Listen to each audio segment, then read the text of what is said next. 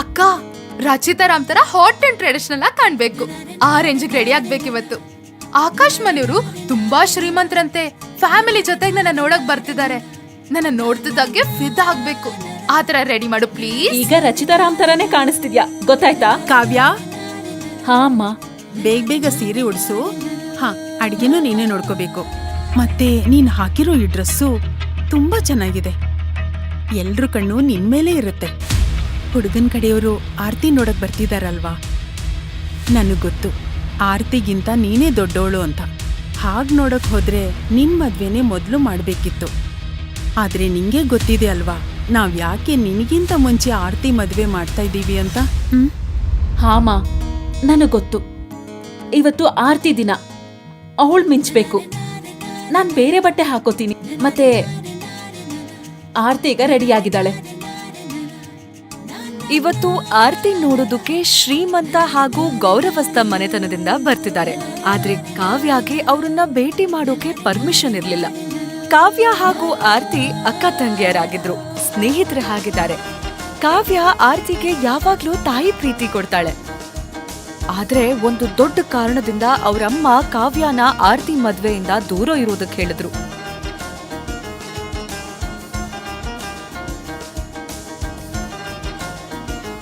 ಸ್ವಲ್ಪ ಸಮಯದ ನಂತರ ಆಕಾಶ್ ಹಾಗೂ ಆರ್ತಿ ಮಾತಾಡೋದಕ್ಕೆ ಬೇರೆ ರೂಮ್ಗೆ ಹೋಗ್ತಾರೆ.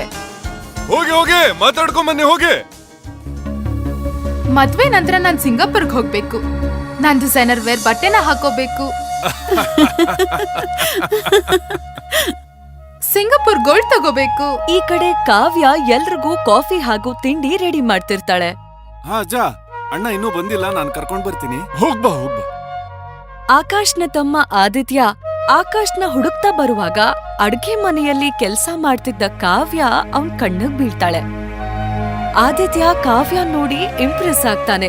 ಆದ್ರೆ ಅಲ್ಲಿ ಆಕಾಶ್ ಆರ್ತಿಗ್ ಹೇಳಿದ ಮಾತನ್ ಕೇಳಿ ಆರ್ತಿ ಹೃದಯನೇ ಒಡೆದು ಹೋಗುತ್ತೆ.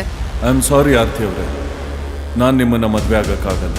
ಮನೆಯವರು ಆಕಾಶ್ ಹತ್ರ ಅವನ್ ಡಿಸಿಷನ್ಗೆ ಕಾರಣ ಕೇಳ್ತಿದ್ದಾಗ ಅಲ್ಲಿಗ್ ಬಂದ ಆದಿತ್ಯ ಎಂತ ಮಾತ್ ಹೇಳ್ದ ಅಂದ್ರೆ ಅದನ್ನ ಯಾರೂ ಕಲ್ಪನೆ ಕೂಡ ಮಾಡ್ಕೊಂಡಿರ್ಲಿಲ್ಲ. ಹಾಗಾದ್ರೆ ಆದಿತ್ಯ ಎಲ್ರ ಮುಂದೆ ಹೇಳಿದ್ದೇನು? ಆಕಾಶ್ ಆರ್ತಿನ ಮದ್ವೆ ಆಗೋದಕ್ಕೆ ಯಾಕೆ ಒಪ್ಲಿಲ್ಲ?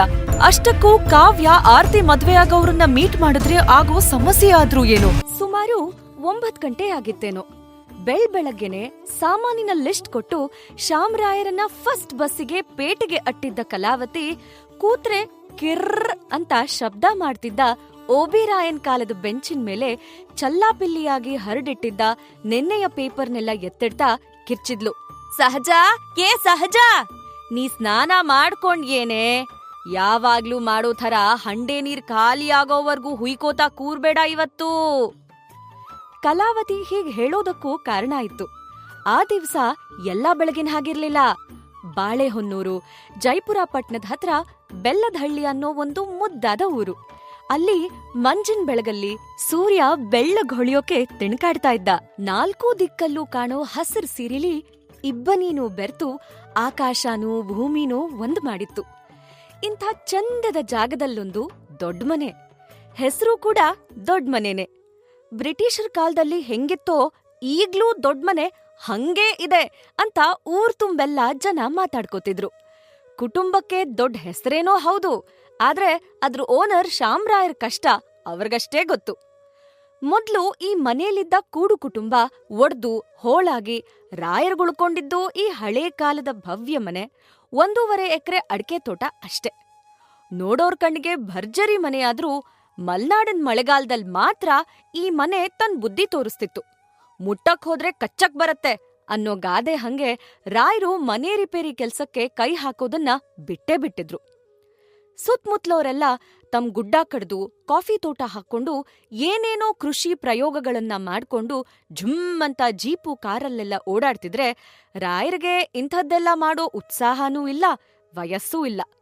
ಮಕ್ಕಳ ಮದ್ವೆ ಮಾಡಿ ಇದ್ದಿದ್ರಲ್ಲೇ ಮನೆ ತೂಗಿಸ್ಕೊಂಡ್ ಹೋದ್ರೆ ಸಾಕು ಅನ್ನೋ ಭಾವ ಅವ್ರಿಗೆ. ಇಂಥ ಶಾಮರಾಯ ಕಲಾವತಿ ದಂಪತಿಗಳ ಮಗಳು ಸಹಜಾಗೆ ಮಲ್ನಾಡಲ್ಲೇ ದೊಡ್ಡ ಕುಳ ರಾವ್ ಬಹದ್ದೂರ್ ಕುಟುಂಬದಿಂದ ಸಂಬಂಧ ಬಂದಿತ್ತು. ಇವತ್ತು ಅವರೆಲ್ಲ ಹೆಣ್ ನೋಡೋ ಶಾಸ್ತ್ರಕ್ಕೆ ಬರೋರಿದ್ರು. ಸ್ನಾನ ಆಯ್ತಮ್ಮ ಪುಣ್ಯಕ್ಕೆ ಆಗಷ್ಟೇ ಸ್ನಾನ ಮುಗಿಸ್ಕೊಂಡು ಉಪ್ಪರ್ಗೆ ಕೋಣೆಗೆ ಕಾಲಿಟ್ಟಿದ್ದ ಸಹಜ ಅಮ್ಮನ ಸಹಸ್ರನಾಮಾರ್ಚನೆಯಿಂದ ಸ್ವಲ್ಪದ್ರಲ್ಲೇ ಪಾರಾದ್ಲು. ಆ ಕಡೆ ಸಹಜಾಳ ಅಕ್ಕ ಅಂದ್ರೆ ಶ್ಯಾಮರಾಯರ ಹಿರಿ ಹೆಂಡತಿ ಮಗಳು ಶ್ರೀಲಕ್ಷ್ಮಿ ಪ್ರತಿದಿನ ಮಾಡೋ ಹಂಗೆ ಆ ದಿನಾನು ಬೆಳಗ್ಗೆ ಎದ್ದು ಅಂಗಳ ಗುಡ್ಸಿ ಯಾವತ್ಗಿಂತ ಸ್ವಲ್ಪ ಹೆಚ್ಚೆ ಚಂದದ ರಂಗೋಲಿ ಹಾಕಿದ್ಲು. ಮನೆ ಹಿಂಬದಿ ಕಾಲ್ದಾರಿಲಿ 10 ನಿಮಿಷ ನಡೆದ್ರೆ ಸಿಗೋ ನೀಲಿಮಲೆ ಬೆಟ್ಟದ ಬುಡದ ಗುಡಿಲಿ ತಾನ್ ನಂಬೋ ಲಕ್ಷ್ಮಿಗೆ ಭಕ್ತಿಯಿಂದ ಕೈ ಮುಗಿದು ತಂಗಿಗೆ ಈ ಸಂಬಂಧ ಕೂಡ್ಬರ್ಲಿ ಅಂತ ಬೇಡ್ಕೊಂಡಾಗಿತ್ತು. ಮುಂಚೆಗಿಂತ 10 ನಿಮಿಷ ಹೆಚ್ಚೆ ಅಲ್ಲಿ ಕೂತು ಕಾಯಿ ಒಡ್ದು ಮನೆಗ್ ಬಂದು ಹಿತ್ಲಲ್ಲಿ ನಿನ್ನೆ ರಾತ್ರಿ ನೀರ್ ಹಾಕಿಟ್ಟಿದ್ದ ಪಾತ್ರೆಗಳನ್ನೆಲ್ಲ ತೊಳ್ದಿಟ್ಟಿದ್ಲು. ಅಷ್ಟು ದೊಡ್ಡ ಮನೆನೆಲ್ಲ ಗುಡ್ಸಿ ವರ್ಸಿ ಆಗಷ್ಟೇ ಉಪ್ಪರ್ಗೆ ಮೆಟ್ಲತ್ತಿ ತಂಗಿ ಕೋಣೆಗ್ ಬಂದು ಕಪಾಟ್ ತೆರೆದು ತಂಗಿಗೆ ಯಾವ್ ಸೀರೆ ಉಡ್ಸೋದು ಅಂತ ಲೆಕ್ಕಾಚಾರ ಹಾಕ್ತಾ ಕೂತಿದ್ಲು. ಶ್ರೀಲಕ್ಷ್ಮಿ ಇರೋದ್ರಲ್ಲಿ ಚಂದದ್ದು ಅಂದ್ರೆ ಇದೇನೆ, ಇಲ್ಲ ಅಂದ್ರೆ ಅಮ್ಮಂದೋ ನಂದೋ ಉಡ್ಬೇಕಷ್ಟೆ ಅಂತ ಹೇಳ್ತಾ ಗಿಣಿ ಹಸ್ರಿಗೆ ಗುಲಾಬಿ ಬಣ್ಣದ ಬಾರ್ಡರ್ ಇರೋ ಸೀರೆನ ಸಹಜ ಹೆಗ್ಲಿಗೆ ಹಿಡಿದು ನೋಡಿದ್ಲು. ದಮ್ಮಯ್ಯ, ನಿಂದು ಅಮ್ಮನ್ ಮಾತ್ರ ಬೇಡ, ನಂಗೆ ಬ್ಲೌಸ್ ಸೆಟ್ ಆಗಲ್ಲ. ನೀವಿಬ್ರು ಬ್ಲೌಸ್ ಸಿಂಪಲ್ ಆಗಿ ಹೊಲಿಸ್ತೀರಿ, ಅದ್ರಲ್ಲಿ ನಾ ಹಳ್ಳಿ ಗುಗ್ಗು ತರ ಕಾಣ್ತೀನಿ ಅಂದ್ಲು ಸಹಜ. ಕಸೂತಿ ಹಾಕ್ಸಕ್ಕೆ ರಂಪ ಮಾಡಿ ಕಾಸ್ಟ್ಲಿ ರೇಟ್ಗೆ ಹೊಲ್ಸಿದ ಗುಲಾಬಿ ಬಣ್ಣದ ಬ್ಲೌಸ್ ಹಾಕೊಂಡು ಸೀರೆ ಉಡ್ಸ್ಬಿಡೆ, ಆದ್ರೆ ಲೂಸ್ ಅಲ್ಲ ಆಯ್ತಾ. ನಂಗೆ ಆ ಶಿಲ್ಪಾ ಶೆಟ್ಟಿ ಉಡೋ ಥರಾನೇ ಕರೆಕ್ಟಾಗಿ ಮೈಗಂಟಿ ಕೂತ್ಕೋಬೇಕು ಅಂತ ಸಹಜ ಹೇಳೋದಕ್ಕೂ ಅಮ್ಮ ಕಲಾವತಿ ಮೆಟ್ಲು ಹತ್ಕೊಂಡು ಅಲ್ಲಿಗ್ ಬಂದಿದ್ದಕ್ಕೂ ಸರಿ ಹೋಯ್ತು. ಅಯ್ಯೋ ಶ್ರೀಲಕ್ಷ್ಮಿ, ಬೇಗ ಬೇಗ ಉಡ್ಸ್ಬಿಟ್ ಬಾರೆ, ಅಲ್ಲಿ ಅಡ್ಗೆ ಕೋಣೆಲಿ ರಾಶಿ ಕೆಲ್ಸ ಇದೆ. ಅಪ್ಪ ಇನ್ನೂ ಬಂದಿಲ್ಲ, ಕಾಫಿ ಡಿಕಾಕ್ಷನ್ ಎಲ್ಲ ಬೇಕಾದಷ್ಟಿದ್ಯಾ ಅಂತ ನೋಡ್ಕೊ ಮೊದ್ಲೇ ಅಂತ ಹೇಳ್ತಾ ಕಲಾವತಿ ಅಲ್ಲಿಂದ ಹೊರಟೋಳು ಶ್ರೀಲಕ್ಷ್ಮಿನ ಮೇಲಿಂದ ಕೆಳಗೆ ನೋಡ್ತಾ ಕಣ್ಣಾಡ್ಸಿ, ಹಾ ಆಮೇಲೆ ನೀನೀಗ ಹಾಕೊಂಡಿದ್ಯಲ್ಲ ಚೂಡಿದಾರೋ, ಅದನ್ನ ಸ್ವಲ್ಪ ಬದ್ಲಾಯಿಸೋದು ಒಳ್ಳೇದಾ ಅಂತ. ಜಾಸ್ತಿ ಮಿಣ ಇದೆ ನೋಡು, ಸ್ವಲ್ಪ ಹಳೇದ್ ಹಾಕ ಅಂದ್ಲು. ಹ್ಞೂ ಚಿಕ್ಕಮ್ಮ ಅಂದ್ಲು ಶ್ರೀಲಕ್ಷ್ಮಿ. ಕಲಾವತಿ ಆ ಕಡೆ ಮತ್ತೆ ತಿರುಗಿ, ನೋಡಮ್ಮ, ನಂಗೂ ನಿಂಗ್ ಹೇಳೋದಕ್ಕೆ ಕರುಳು ಚೂರ್ರಂತದೆ, ಆದ್ರೆ ಇವತ್ತು ನಿನ್ ತಂಗಿ ಸಹಜ ನೋಡೋದಕ್ಕೆ ಗಂಡಿನ ಕಡೆಯವ್ರು ಬರೋವಾಗ ನೀ ಹಿಂಗೆ ಇಷ್ಟು ಚಂದದ್ ಚೂಡಿದಾರ್ ಹಾಕೊಂಡು ಅವ್ರ ಮುಂದೆ ಓಡಾಡ್ತಾ ಇದ್ರೆ ಏನಾಗ್ಬೋದು ಅಂತ ಗೊತ್ತಾ ನಿಂಗೆ? ನಿನ್ ಜಾತಕದಲ್ ಬೇರೆ ಮಂಗಳ ದೋಷ ಇದೆ, ಇನ್ 3 ವರ್ಷ ಮದ್ವೆ ಆಗಲ್ಲ ಅಂದಿದ್ದಾರೆ ಜೋಯಿಸ್ರು. ಜೊತೆಗೆ ಮದ್ವೆ ಆದ್ರೆ ಗಂಡನ ಆಯಸ್ಸಿಗೆ ಕಂಟಕ ಅಂತ ಬೇರೆ ಹೇಳಿ ಹೆದ್ರಿಸಿದ್ರೆ ಏನ್ ಮಾಡೋದ್ ಹೇಳು? ನೀನು ಅರ್ಥ ಮಾಡ್ಕೋಬೇಕಲ್ಲ ಇದ್ನೆಲ್ಲ ಅಂದ್ಲು. ಹಿಂಗ್ ಹೇಳಿದ್ರು ಶ್ರೀಲಕ್ಷ್ಮಿ ಸ್ವಲ್ಪಾನೂ ಮುಖ ಚಿಕ್ಕದ್ ಮಾಡ್ದೆ, ಹ್ಞೂ ಚಿಕ್ಕಮ್ಮ, ಇವತ್ತು ಸಹಜ ದಿನ, ನನ್ ತಂಗಿ ಚಂದ ಕಾಣ್ಬೇಕು ಅಂತ ನಂಗಿರಲ್ವಾ? ಈಗೇನು ಚೂಡಿದಾರ ಬದ್ಲಾಯಿಸ್ಬೇಕು ಅಷ್ಟೇ ತಾನೇ, ಮಾಡ್ತೀನಿ ಅಂದ್ಲು. ಅವಳು ಹೇಳೋದನ್ನ ಪೂರ್ತಿ ಕೇಳೋವಷ್ಟು ಪುರ್ಸೊತ್ತಿಲ್ಲದ ಕಲಾವತಿ ಸಹಜ ಕಡೆ ತಿರುಗಿ, ಈ ಸೀರೆ ನಿಂಗ್ ಭರ್ಜರಿಯಾಗಿ ಒಪ್ಪುತ್ತೆ, ಆಹಾ ನನ್ ಮಗಳು ಸುಂದ್ರಿನಪ್ಪ ಅಂದು ಮಗಳ ತಲೆ ಮೇಲೆ ಮೊಟ್ಕಿ ನಟ್ಗೆ ಮುರಿದು ಅಲ್ಲಿಂದ ಡಬಡಬನೆ ಕೆಳಗಿಳಿದ್ಲು.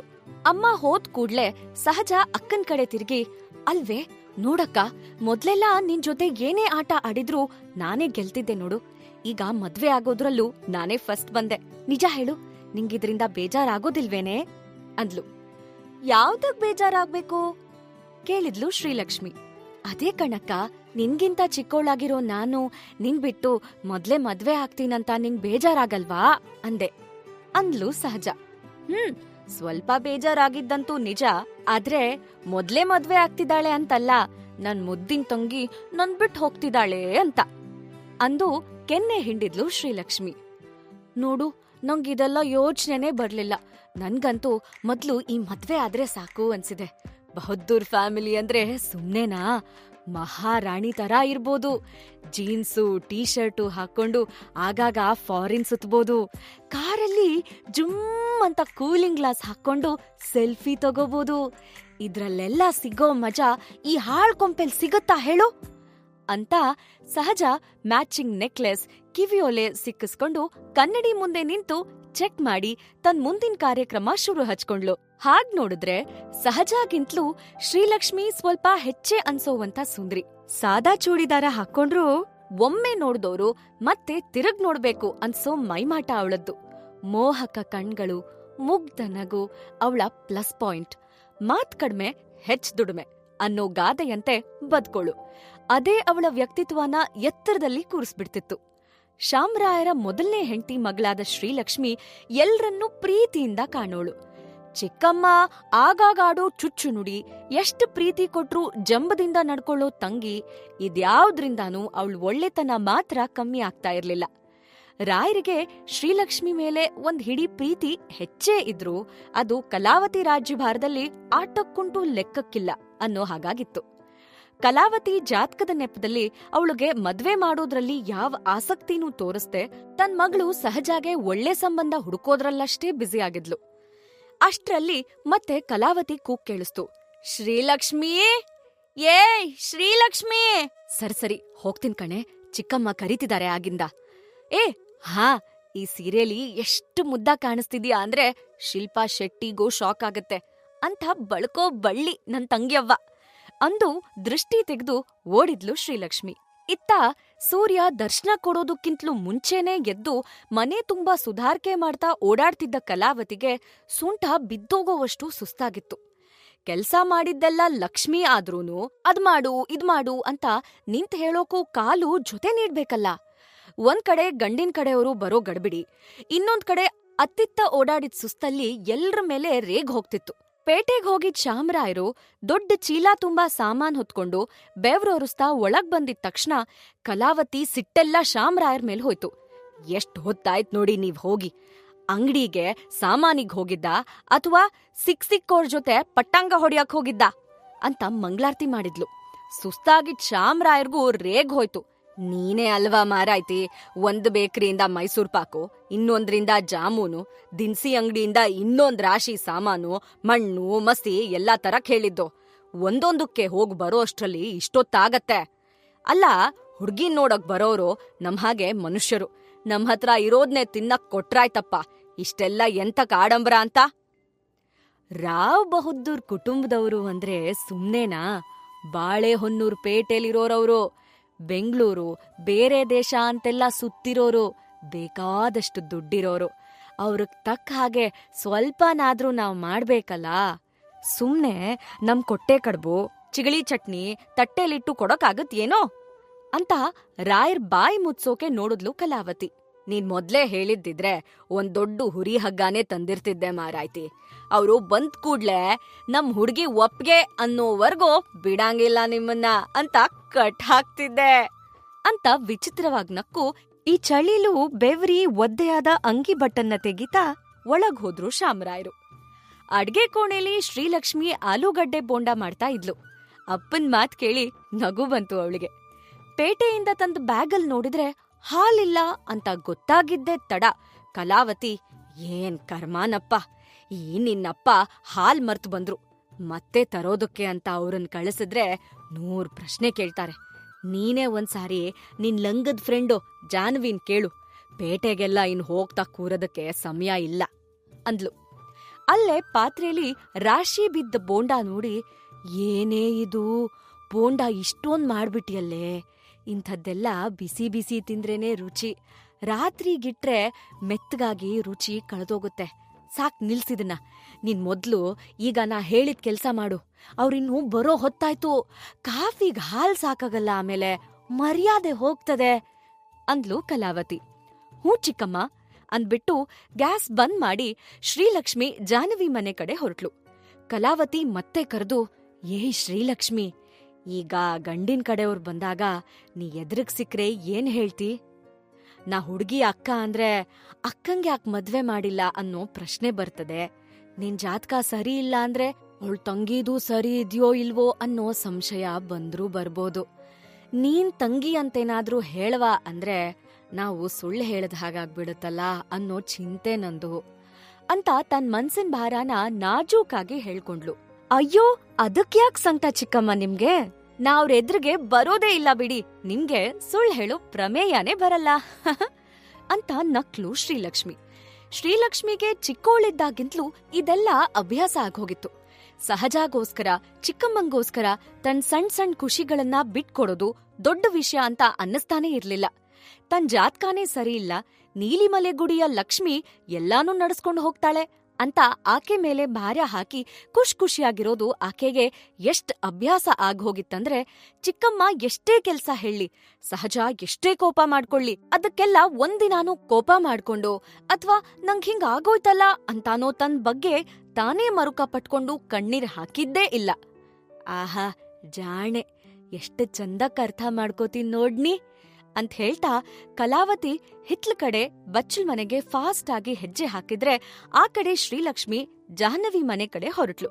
ದಾರಿ ಉದ್ದಕ್ಕೂ ತಾನು ಸಹಜ ಸಣ್ಣೂರಿದ್ದಾಗಿನ ಕಥೆಗಳೆಲ್ಲ ಶ್ರೀಲಕ್ಷ್ಮಿಗೆ ನೆನ್ಪಾದ್ವು.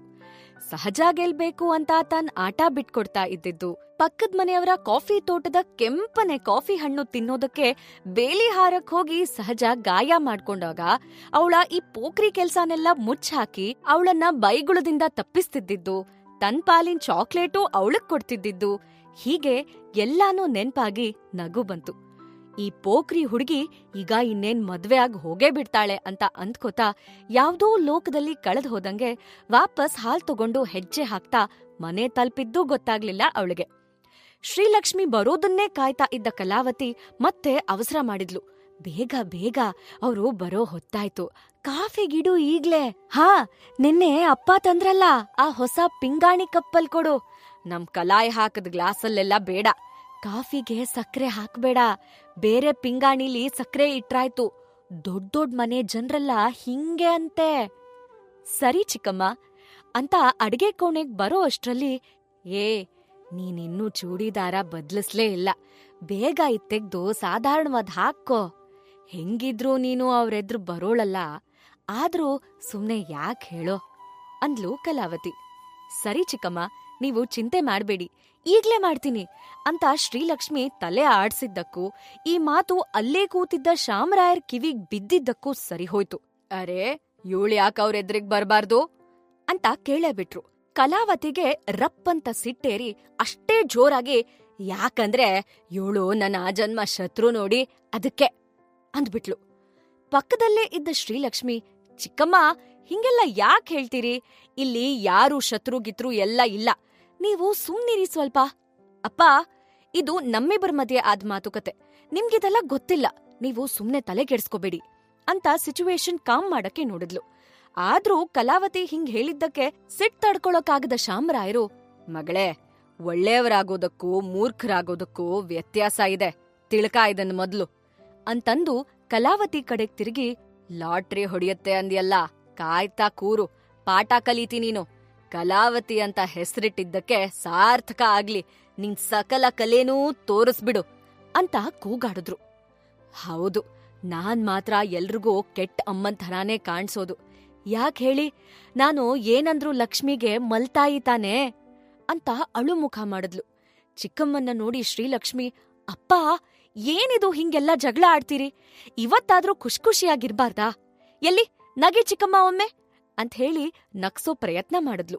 ಸಿಚುವೇಶನ್ ಸ್ವಲ್ಪ ಕಂಟ್ರೋಲಿಗ್ ಬಂತು ಅನ್ಸಿದ್ದಕ್ಕೆ ಮಧ್ಯದ ಹಾಲ್ಗ್ ಹೋಗಿ ಕಪಾಟಿಂದ ಸಾದಾ ಚೂಡಿದಾರ್ ತಗೊಂಡ್ಲು. ರೂಮಲ್ಲಿ ಡ್ರೆಸ್ ಚೇಂಜ್ ಮಾಡಿ ಮತ್ತೆ ಅಡ್ಗೆ ಮನೆ ಹೊಕ್ಳು. ಅಷ್ಟ್ರಲ್ಲಿ ಲಕ್ಷ್ಮಿಗೆ ಬರ್ರನೆ ಕಾರ್ ಸೌಂಡ್ ಕೇಳಿಸ್ತು. ಅದ್ರ ಬೆನ್ನಿಗೆ ಬಂದ್ರು ಅಂತ ಚಿಕ್ಕಮ್ಮನೂ ಅಪ್ಪನೂ ಪಡ್ಸಾಲೆ ಕಡೆಗೆ ಗಡ್ಬಿಡಿಯಿಂದ ಓಡಿದ್ದೂ ಕೇಳಿಸ್ತು. ದೊಡ್ಡ ಮನೆ ಮುಂದೆ ನಿಂತ್ ಕಾರಿಂದ ಮೊದ್ಲು ಇಳಿದಿದ್ದು ಚಂದ್ರಿಕಾ. ನೀಟಾಗಿ ಇಸ್ತ್ರಿ ಮಾಡಿದ್ದ ಗರಿ ಪಿಂಕ್ ಸೀರೆ ಉಟ್ಟ ಅವರು ಕನ್ನಡಕ ಹಾಕೊಂಡು ಕೈಲಿ ಚಂದದ ಕ್ಲಚ್ ಹಿಡ್ಕೊಂಡಿದ್ದು ನೋಡೋವಾಗ್ಲೇ ಹುಡುಗನ್ ತಾಯಿ ಅಂತ ಗೊತ್ತಾಗ್ತಿತ್ತು. ನಂತರ ಕಾರಿಳಿದ ಪತಿ ಕೃಷ್ಣರಾವ್ ಬಹದ್ದೂರ್ ಜೊತೆ ಅವರು ಸೀದಾ ಮನೆ ಕಡೆ ನಡ್ಕೊಂಡ್ ಬಂದ್ರು. ಅವ್ರ ಹಿಂದೆ ಅವ್ರ ಇಬ್ರು ಮಕ್ಳೂ ಕಾರಿಳಿದು ಮೆಲ್ಲನೆ ಅತ್ತಿತ್ತ ನೋಡ್ತಾ ಅಪ್ಪ ಅಮ್ಮನ್ನ ಹಿಂಬಾಲಿಸಿದ್ರು. ಹುಡ್ಗನ್ ಕಡೆಯವರು ಎದ್ರು ಹೆಂಗೂ ಹೋಗೋಕಾಗಲ್ಲ ಅಂತ ಗೊತ್ತಿದ್ದ ಶ್ರೀಲಕ್ಷ್ಮಿಗೆ ಕುತೂಹಲ ತಡಿಯೋಕಾಗ್ದೆ ಮೆಲ್ಲನೆ ಹಿತ್ಲ ಬಾಗ್ಲಿಂದ ಓಡಿ ಒಳಮನೆ ಕಿಟಕಿಲಿ ಹೊರಗಿದ್ದ ಬಾಳೆ ಗಿಡದ ಸಂದಿಯಿಂದ ಇಣಕಿದ್ಲು. ಕಾರಿಳಿದು ಸುತ್ತಮುತ್ತ ಪರಿಸರದ ಮೇಲೆ ಕಣ್ಣಾಡಿಸ್ತಾ ನಿಧಾನಕ್ ಬಂದು ಹಿಂದೆ ಉಳ್ಕೊಂಡ್ಬಿಟ್ಟಿದ್ದ ಗೌತಮ್ ಕಣ್ಣಿಗೆ ಈ ಬಾಳೆ ಗಿಡದ ಸಂದಿಲಿ ಕಂಡ ಆ ಎರಡೂ ಕಣ್ಗಳು ಒಂದ್ ಕ್ಷಣ ಮಿಂಚ್ ಹರಿಸದ ಹಾಗಾಯ್ತು. ಲಕ್ಷ್ಮಿಗೆ ಶಾಕ್ ಆಯ್ತು. ಅಯ್ಯಯ್ಯೋ, ನೋಡೇ ಬಿಟ್ರಲ್ಲ ಅಂತ. ಗೌತಮ್ ಮತ್ತೆ ನೋಡಿದ್ರೆ ಅಲ್ಲಿಲ್ಲ. ಮಾಯಾ, ಅರೆ ಎಲ್ ಹೋದ್ಲು ಅಂತ ಅತ್ತಿತ್ತ ಹುಡುಕಾಡಿದ್ರೂ ಇಲ್ಲ.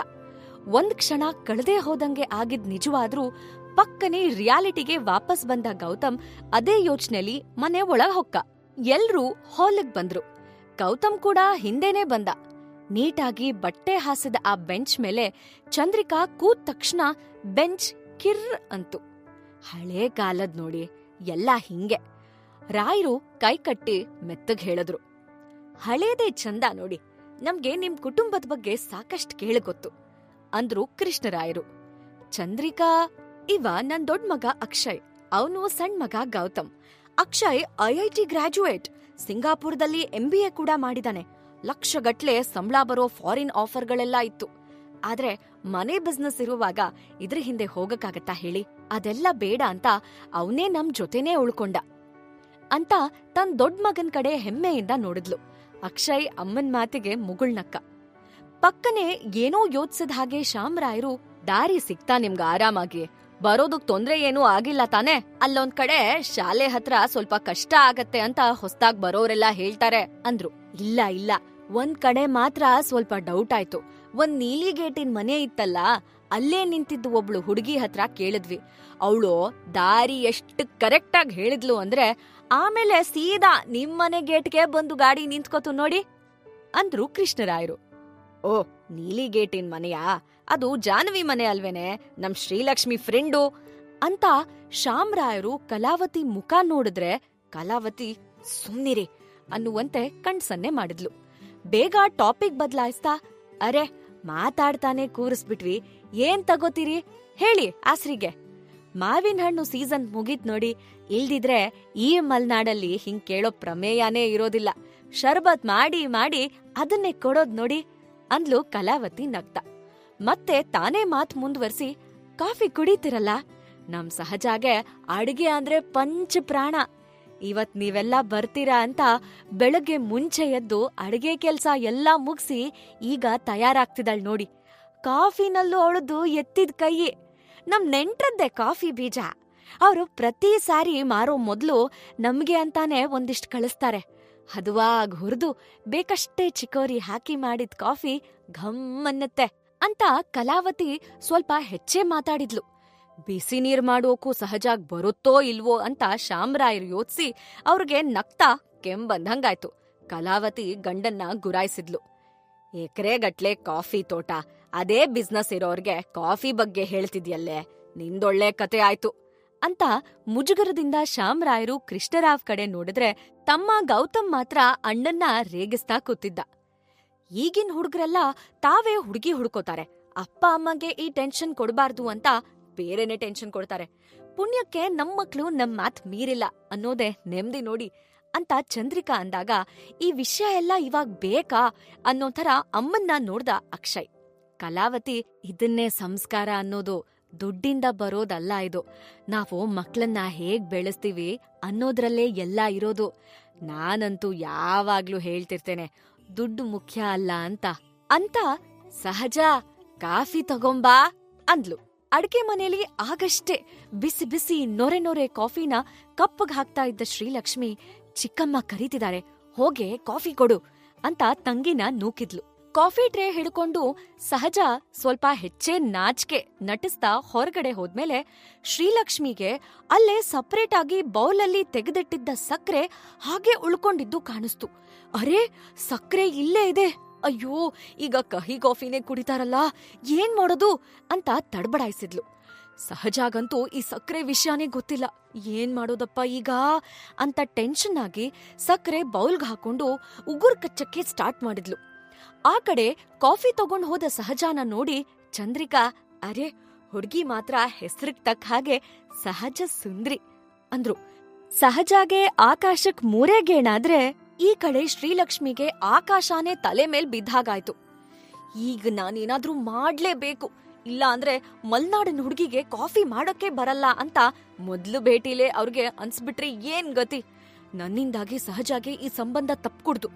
ಏನಾದ್ರಾಗ್ಲಿ ಸಕ್ರೆ ಮೆಲ್ಲ ತಗೊಂಡ್ ಹೋಗಿ ಇಡೋದೊಂದೇ ದಾರಿ ಅಂತ ಹಿಂದೂ ಮುಂದೂ ಯೋಚನೆ ಮಾಡದೆ ಹೊರಟ್ಲು ಶ್ರೀಲಕ್ಷ್ಮಿ. ಮೆಲ್ಲಕ್ಕೆ ಒಂದೊಂದೇ ಹೆಜ್ಜೆ ಇಡ್ತಾ ಸಕ್ರೆ ಬೌಲ್ ತಗೊಂಡು ಟೇಬಲ್ ಮೇಲೆ ಇಟ್ಟಿದ್ದು. ಯಾವ್ದ್ ಆಗಬಾರ್ದು ಅಂತ ಅನ್ಕೊಂಡಿದ್ರೋ ಅದೇ ಆಯ್ತು. ಚಂದ್ರಿಕಾ ಶ್ರೀಲಕ್ಷ್ಮಿನ ಕತ್ತೆತ್ತಿ ನೋಡೇ ಬಿಟ್ಲು.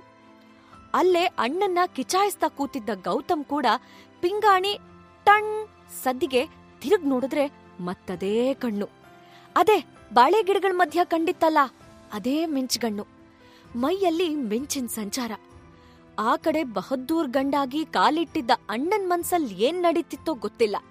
ಆದ್ರೆ ತಮ್ಮ ಗೌತಮ್ ಮಾತ್ರ ಶ್ರೀಲಕ್ಷ್ಮಿ ಕಣ್ಕೊಳ್ದೊಳಗೆ ದಪ್ಪನೆ ಕಾಲ್ ಜಾರಿ ಬಿದ್ದಿದ್ದ. ಇತ್ತ ಚಂದ್ರಿಕಾ ಇನ್ನೇನ್ ಕೇಳೇ ಬಿಡ್ತಾರೆ ಅನ್ಕೊಂಡ ಚಾಲಾಕಿ ಸಹಜ ಕೂಡ್ಲೆ ತಡಬಡಾಯಿಸಿ, ನಿಮ್ ಕಾಫಿಗೆ ಸಕ್ಕರೆ ಎಷ್ಟ್ ಹಾಕ್ಲಿ ಅಂತ ಕೇಳಿ ಅವ್ರ ಗಮನ ತನ್ ಕಡೆ ತಿರುಗ್ಸೋಕೆ ಟ್ರೈ ಏನೋ ಮಾಡಿದ್ಲು. ಆದ್ರೆ ಅದಾಗ್ಲೇ ನಾಲ್ಗೆ ತುದಿಗ್ ಬಂದಿದ್ ಪ್ರಶ್ನೆನ ಕೇಳ್ದೆ ಬಿಡ್ತಾಳ ಚಂದ್ರಿಕಾ? ಅದ್ಯಾರ್ ಹುಡ್ಗಿ? ಚಂದ್ರಿಕಾ ಪ್ರಶ್ನೆ ಬ್ರಹ್ಮಾಸ್ತ್ರದ ಹಾಗೆ ಸೀದಾ ಬಂದು ಕಲಾವತಿ ಎದೆಗೆ ನಾಟಿತ್ತು. ಆ ಕಡೆ ಪ್ರಶ್ನೆನ ತಪ್ಪಿಸ್ಬಿಡ್ತೀನಿ ಅನ್ನೋ ಧೈರ್ಯದಿಂದ ಸಹಜ ಸ್ಪೂನ್ ತುಂಬಾ ಸಕ್ಕರೆ ತೆಗೆದು ಚಂದ್ರಿಕಾ ಕಾಫಿಗೆ ಸುರ್ದೇ ಬಿಡೋದಕ್ಕೆ ರೆಡಿಯಾಗಿದ್ಲು. ಮಧ್ಯ ತೂರ್ ಬಂದ ಸಹಜಾ ಪ್ರಶ್ನೆಗೆ ಸಹಜವಾಗೇ ಚಂದ್ರಿಕಾ ಒಂದ್ ಸ್ಪೂನ್ ಹಾಕಮ್ಮ ಅಂತ ಉತ್ತರ ಕೊಟ್ಟು ಮತ್ತೆ ಶ್ರೀಲಕ್ಷ್ಮಿ ಕಡೆಗೆ ತಿರುಗಿದ್ಲು. ಸಡನ್ ಆಗಿ ಎಂಟ್ರಿ ಕೊಟ್ಟ ಶ್ರೀಲಕ್ಷ್ಮಿ ನೋಡಿ ಗೌತಮ್ ಸ್ಟನ್ ಆಗೋದ. ಬಾಳೆ ಗಿಡದ ಮರೆಯಲ್ಲಿ ನೋಡಿದ್ದ ಅದೇ ಕಣ್ಗಳು. ಆಗ್ಲೇ ಅನ್ಕೊಂಡೆ ಕಣ್ಣೆ ಇಷ್ಟು ಚಂದ ಇದ್ರೆ ಇನ್ ಹುಡುಗಿ ಹೆಂಗಿರ್ಬೋದು ಅಂತ. ಇವಳು ನಾನ್ ಇಮ್ಯಾಜಿನ್ ಮಾಡಿದ್ದಕ್ಕಿಂತಾನೂ 3 ಪಟ್ಟು ಹೆಚ್ಚೇ ಸುಂದ್ರಿ ಅನ್ಕೊಂಡ. ಶ್ರೀಲಕ್ಷ್ಮಿ ನೋಟಾನೂ ಅವನ್ ಕಡೆ ಹೋಯ್ತು. ಆದ್ರೆ ಟೆನ್ಷನ್ನಲ್ಲಿ ಹೆಚ್ಚಿಗೆ ಗಮನ ಕೊಡಕ್ಕಾಗ್ಲಿಲ್ಲ. ಬೆನ್ ತಿರುಗಿಸಿ ಹೊರಟಿದ್ದ ಶ್ರೀಲಕ್ಷ್ಮಿಗೆ ತಾನು ಸಣ್ಣ ತಪ್ಪನ್ನ ಸರಿ ಮಾಡಕ್ ಹೋಗಿ ದೊಡ್ಡ ತಪ್ಪೇ ಆಗ್ಬಿಡ್ತಾ ಅಂತ ಭಯ ಆಯ್ತು. ಮುಂದೆ ಹೋಗೋದಕ್ಕೂ ಆಗದೆ, ಕಣ್ಣೆತ್ತಿ ನೋಡೋಕ್ಕೂ ಆಗದೆ ವಿಚಿತ್ರ ಸಂಕಟದಲ್ಲಿ ಅಲ್ಲೇ ಶಿಲೆ ಹಾಗ್ ನಿಂತ್ಬಿಟ್ಲು. ಈ ಹುಡುಗಿ ಯಾರು? ಚಂದ್ರಿಕಾ ಕಾಫಿಗ್ ಬಿದ್ದ ಸಕ್ಕರೆನ ಸ್ಪೂನಲ್ಲಿ ಕಲಕ್ತಾ ಮತ್ ಕೇಳಿದ್ರು. ಉಗುಳ್ ನುಂಗ್ಕೊಂಡು ಏನೂ ಆಗ್ಲೇ ಇಲ್ಲ ಅನ್ನೋ ಥರ ನಡ್ಸೋಕೆ ಟ್ರೈ ಮಾಡ್ತಾ ಕಲಾವತಿ ಪಕ್ಕನೆ ಬಾಯ್ ಹಾಕಿ, ಯೋಳಾ ಅದು ಇವತ್ತು ಸ್ವಲ್ಪ ಹೆಚ್ಚೆ ಕೆಲ್ಸ ಇತ್ತಲ್ಲ, ಅದಕ್ಕಾಗಿ ಇವಳನ್ನ ಕರ್ಸ್ಕೊಂಡ್ವಿ ಅಂತ ಹೇಳ್ತಾ ಇದ್ದ ಹಾಗೆ ಶ್ಯಾಮರಾಯರು ಇನ್ನೇನಾದ್ರೂ ಮಾತು ಕಲಾವತಿ ಬಾಯಿಂದ ಬಂದ್ಬಿಟ್ರೆ ಅನ್ನೋ ಭಯದಲ್ಲಿ ಆಕೆ ಮಾತನ್ನ ಅಲ್ಲೇ ತುಂಡರ್ಸಿ, ಇವಳು ನಮ್ ದೊಡ್ಡ ಮಗಳು ಶ್ರೀಲಕ್ಷ್ಮಿ ಅಂತ ಗಟ್ಟಿಯಾಗಿ ಹೇಳಿದ್ರು. ರಾಯರ್ ಉತ್ತರ ಕೇಳಿ ಎಲ್ರಿಗೂ ಶಾಕ್ ಆಯ್ತು. ನಿಮ್ ದೊಡ್ಡ ಮಗಳು ಅಂದ್ರೆ? ಸಹಜ ಹಾಗಾದ್ರೆ ದೊಡ್ಡೋಳಲ್ವಾ?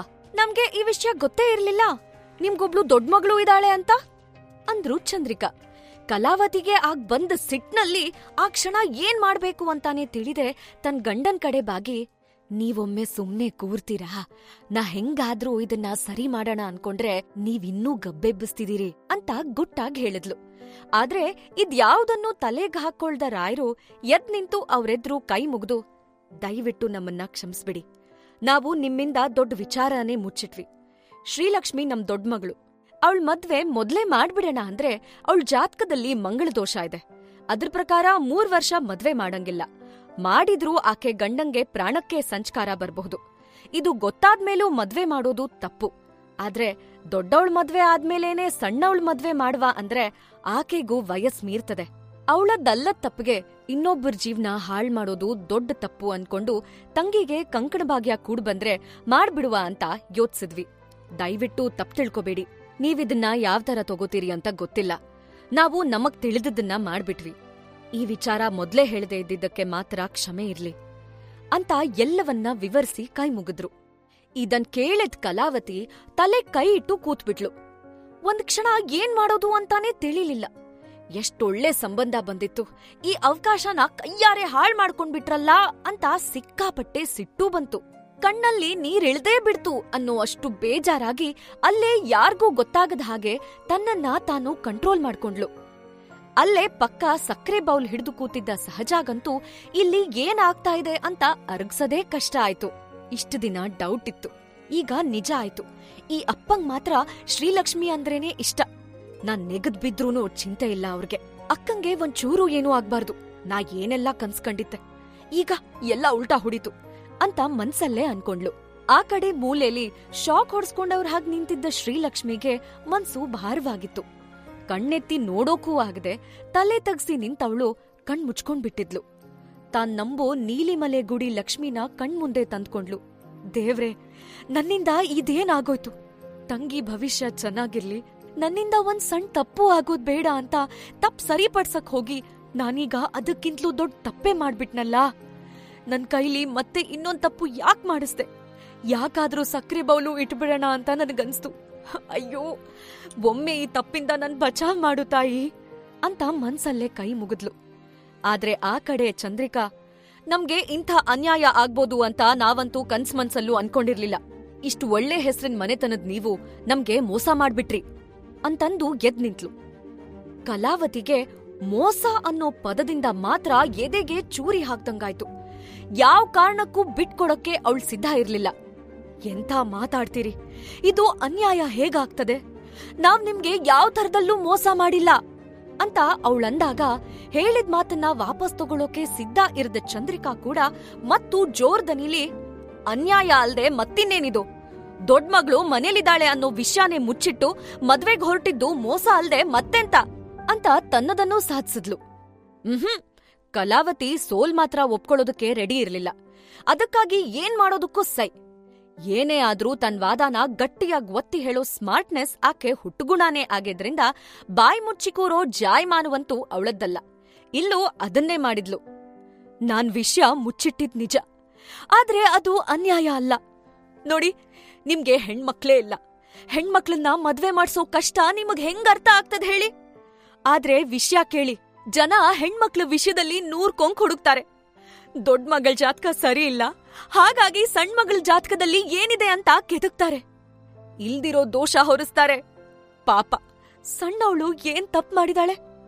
ಅಕ್ಕನ್ ಕಾರಣದಿಂದ ತಂಗಿಗ್ಯಾಕ್ ಶಿಕ್ಷೆ ಹೇಳಿ ಅಂದ್ಲು. ಕಲಾವತಿ ಇನ್ನೂ ಮಾತ್ ನಿಲ್ಸ್ಲಿಲ್ಲ. ಶಾಮ್ರಾಯರ್ ಕಡೆ ತಿರುಗಿ, ನಂಗ್ ಗೊತ್ತಿತ್ತು, ಅದಕ್ಕೆ ನಂಗಿದ್ಯಾವ್ದೂ ಕೂಡ ಮುಚ್ಚಿಡೋದಕ್ಕೆ ಇಷ್ಟಾನೇ ಇರ್ಲಿಲ್ಲ.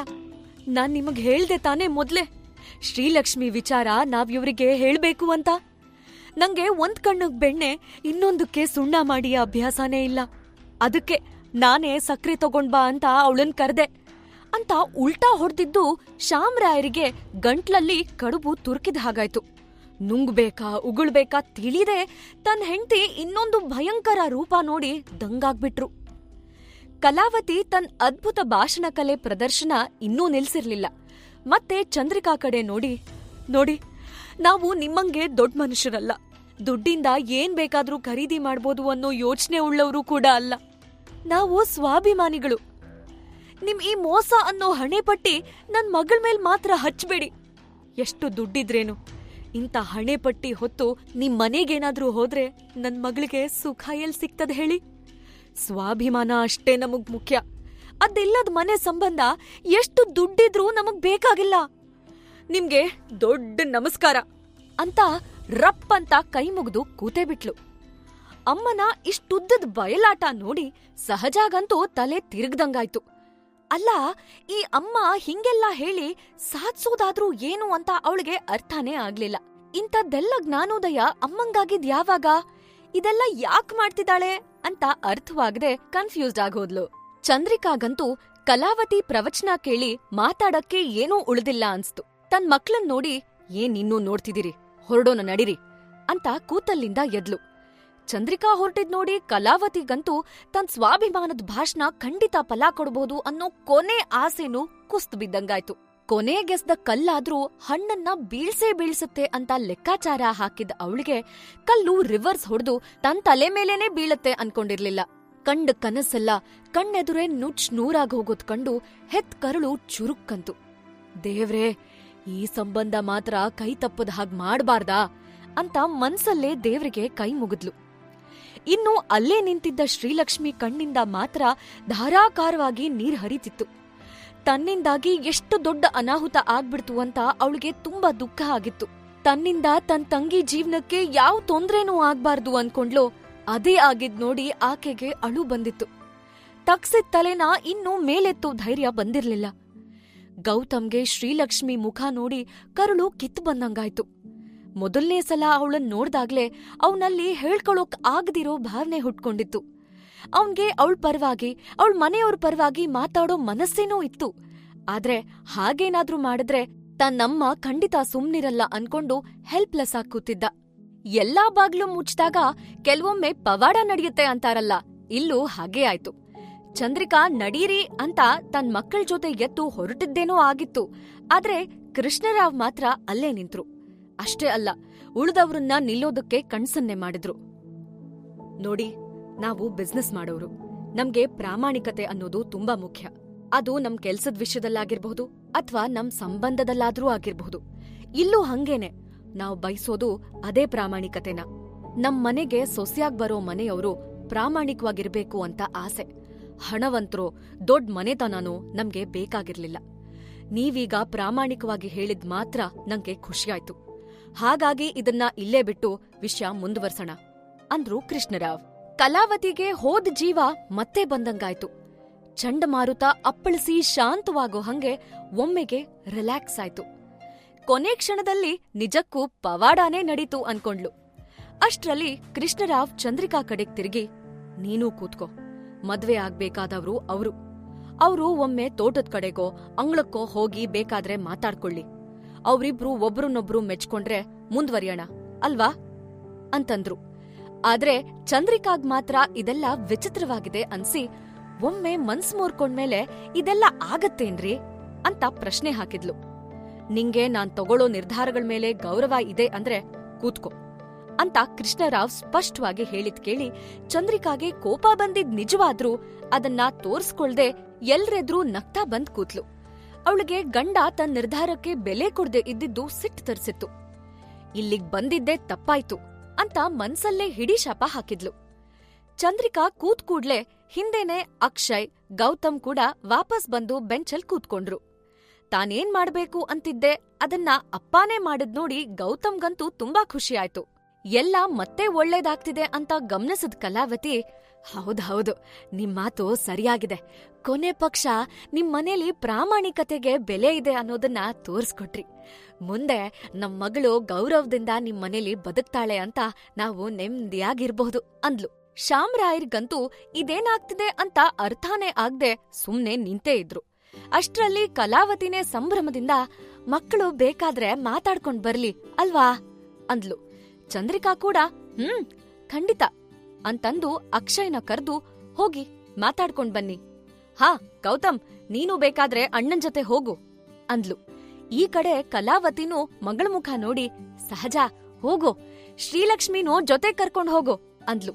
ಗೌತಮ್ ಮನ್ಸಲ್ಲೇ, ಹುಡ್ಗಿನ್ ನೋಡಕ್ ಬಂದ್ರೆ ಅವ್ರಿಬ್ಬರನ್ನ ಮಾತ್ರ ಮಾತಾಡೋಕೆ ಕಳ್ಸೋ ಹಾಗಿಲ್ಲ ಅನ್ನೋ ಪದ್ಧತಿಯಿಂದ ತನಗಂತೂ ಹೆಲ್ಪ್ ಆಗ್ತಿದೆ ಅಂತ ಅನ್ಕೊಂಡ. ಹೊರಗಡೆ ಅಂಗಳಕ್ ಬಂದಾಗಿತ್ತು. ಹೋಗೋದೆಲ್ಗೆ ಅಂತ 4 ಜನ ಮುಖ ನೋಡ್ಕೊಂಡ್ರು. ಸಹಜಾನೇ, ಬನ್ನಿ ತೋಟದ ಕಡೆಗೆ ಹೋದ್ರಾಯ್ತು ಅಂತ ತಾನೇ ಆ ಹುಲ್ಲಿನ ಮಧ್ಯೆ ಇದ್ದ ಸಪೂರ ದಾರಿ ಬಳಸಿ ಮುಂದೆ ಹೋದ್ಲು. ಹಿಂದಿಂದೆ ಅಕ್ಷಯ್ ಹೋದ. ಅಕ್ಷಯ್ ಹಿಂದೆ ಶ್ರೀಲಕ್ಷ್ಮಿನೂ ಹೊರಟ್ಲು. ಶ್ರೀಲಕ್ಷ್ಮಿ ಹಿಂದಿದ್ದ ಗೌತಮ್ ಮಾತ್ರ ಒಂದ್ ಕ್ಷಣ ಅಲ್ಲೇ ನಿಂತು, ಅರೆ ನೀವೆಲ್ ಹೊರಟ್ರಿ ಅಂದ. ಮುಂದೆ ತಲೆ ಬಗ್ಸಿ ಹೊರಟಿದ್ದ ಶ್ರೀಲಕ್ಷ್ಮಿ ಒಮ್ಮೆಲೆ ಹಿಂದಿಂದ ಬಂದ್ ಮಾತ್ ಕೇಳಿ ನಿಂತ್ಬಿಟ್ಲು. ಅದೇ ಅವ್ರ ಜೊತೆಗೆ ಚಿಕ್ಕಮ್ಮ ಹೇಳಿದ್ರಲ್ಲ ಜೊತೆಗ್ ಹೋಗಂತ ಅಂದ್ಲು. ನೀವೊಳ್ಳೆ, ಅವ್ರು ಹೋಗಿ ಅಂದ್ರಂತೆ, ನೀವು ಹಿಂದಿಂದೆ ಹೊರಟ್ರಂತೆ. ಗೌತಮ್ ಜೋರಾಗ್ ನಕ್ಬಿಟ್ಟ. ಶ್ರೀಲಕ್ಷ್ಮಿಗೆ ಅರ್ಥವಾಗ್ದೆ ಹಾಗೆ ಅಲ್ಲೇ ನಿಂತ್ಬಿಟ್ಲು. ಗೌತಮ್ ಅವಳು ಮುಗ್ಧ ನೋಟಕ್ಕೆ ಬೆರಗಾಗಿ ಅವಳನ್ನೇ ನೋಡ್ತಾ ನಿಂತ್ಬಿಟ್ಟ. ಗೌತಮ್ ನೋಟ ಎದುರಿಸೋಕಾಗ್ದೆ ಶ್ರೀಲಕ್ಷ್ಮಿ ಮತ್ತೆ ತಲೆ ಕೆಳಗ್ ಹಾಕಿದ್ಲು. ಒಂದರೇ ಕ್ಷಣ ಮೌನ. ಇಬ್ರು ಏನೂ ಮಾತಾಡ್ಲಿಲ್ಲ. ಗೌತಮ್ಗೆ ಆ ಮೌನ ತುಂಬಾ ಹಿತವಾಗಿತ್ತು. ಶ್ರೀಲಕ್ಷ್ಮಿಯ ಆ ಮಿಂಚ್ಗಣ್ಣು, ಮುಗ್ಧ ನೋಟ ಎಲ್ಲ ಸೀದಾ ಎದೆಯೊಳಗೆ ಇಳಿದ್ಬಿಟ್ಟಿತ್ತು. ತಲೆ ತಗ್ಸಿ ಅಲ್ಲೇ ನಿಂತಿದ್ದ ಶ್ರೀಲಕ್ಷ್ಮಿ ಮುಖದಲ್ಲಿ ನಗೆ ಚಿಮ್ಮಿಸ್ಲೇಬೇಕಾಗಿತ್ತು ಗೌತಮ್ಗೆ. ಅವನು ನಗ್ತಾ, ಅವ್ರ ಜೊತೆ ಹೋಗಿ ಅಂದಿದ್ದು ಅವ್ರ ಜೊತೆನೇ ಇರಿ ಅಂತಲ್ಲ, ಅಲ್ಲೇ ಅಕ್ಕಪಕ್ಕ ಇರಿ ಅಂತಷ್ಟೇ. ಹೋಗಿ ನೀವು ಶಿವಪೂಜೆಯಲ್ಲಿ ಕರಡಿ ಬಿಡ್ತೀರಲ್ಲ ಅಂದ. ಸಣ್ಣಗಾಗಿದ್ದ ಶ್ರೀಲಕ್ಷ್ಮಿ ಮುಖದಲ್ಲಿ ಈಗ ಕಿಸಕ್ಕನೆ ನಗು ಮಿಂಚಿತು. ಅರೆ, ನಿಮ್ಗೆ ನಗಕ್ಕೂ ಬರುತ್ತಾ? ಯಾಕ್ ನಕ್ರಿ ಹೇಳಿ? ನಾನೇನಾದ್ರೂ ಜೋಕ್ ಮಾಡಿದ್ನಾ? ಸೀರಿಯಸ್ ಆಗಿ ಹೇಳ್ದೆ ರೀ, ಕರಡಿ ಆಗ್ಬೇಡಿ ಅಂತ ಅಂದ ಗೌತಮ್. ಕರಡಿ ಬಿಡೋದು ಅಂದ್ರಲ್ಲ, ಅದು ಕರಡಿ ಅಲ್ಲ, ಕರಡಿಗೆ ಬಿಡೋದು ಅಂತ ಗಾದೆ. ಅದಕ್ಕೆ ನಗು ಬಂತು ಅಂದ್ಲು ಶ್ರೀಲಕ್ಷ್ಮಿ. ಓಹೋ ಹೌದಾ, ಇದೆಲ್ಲ ನಂಗ್ ಗೊತ್ತೇ ಇರ್ಲಿಲ್ಲ ನೋಡಿ. ನಿಮ್ಗೆ ಭಾರಿ ನಾಲೆಡ್ಜ್ ಇದೆ ಅಂತಾಯ್ತು ಹಂಗಾದ್ರೆ.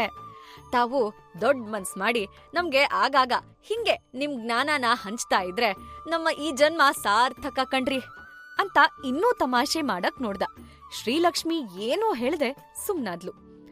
ಗೌತಮ್ ಇನ್ನೆಂಗೆ ಮಾತ್ ಮುಂದ್ವರ್ಸ್ಲಿ ಅಂತ ತಿಣ್ಕಾಡ್ತಾ ಅಲ್ಲೇ ಅಕ್ಕಪಕ್ಕ ನೋಡಿ ಕೆಳಗ್ ಬಿದ್ದಿದ್ದ ಪಾರಿಜಾತಗಳನ್ನ ಒಂದೊಂದೇ ಹೆಕ್ಕಿ ಬೊಕ್ಸೆಲ್ ಹಿಡಿದು ಮೂಸ್ ನೋಡಿ, ಆಹಾ ಏನ್ ಪರಿಮಳ, ಪರಿಮಳ ಏನೋ ಇರೋದ್ ಹೌದು, ಬಟ್ ಬಾಡ್ಬಿಟ್ಟಿದೆ ನಿಮ್ ಮುಖತ್ತರ. ಏನ್ ಮಾಡ್ಲಿ, ನಮ್ ಹಣೆ ಬರ ಒಂದ್ ನಗೆ ಮಿಂಚು ಸಿಗ್ಲಿ ಅಂತ ಕಾದಿದ್ದೇ ಬಂತು ಅಂತ ಮುಖ ಚಿಕ್ಕದ್ ಮಾಡ್ದ. ಹಣೆ ಬರಾನ ಯಾಕೆ ಕೇಳಿದ್ಲು ಶ್ರೀಲಕ್ಷ್ಮಿ ಆಶ್ಚರ್ಯದಿಂದ. ಹಂಗಲ್ಲ ಹೇಳಿದ್ದು, ಅದು ಪಾರಿಜಾತದ ಹಣೆ ಬರಹ ಅಂದೆ.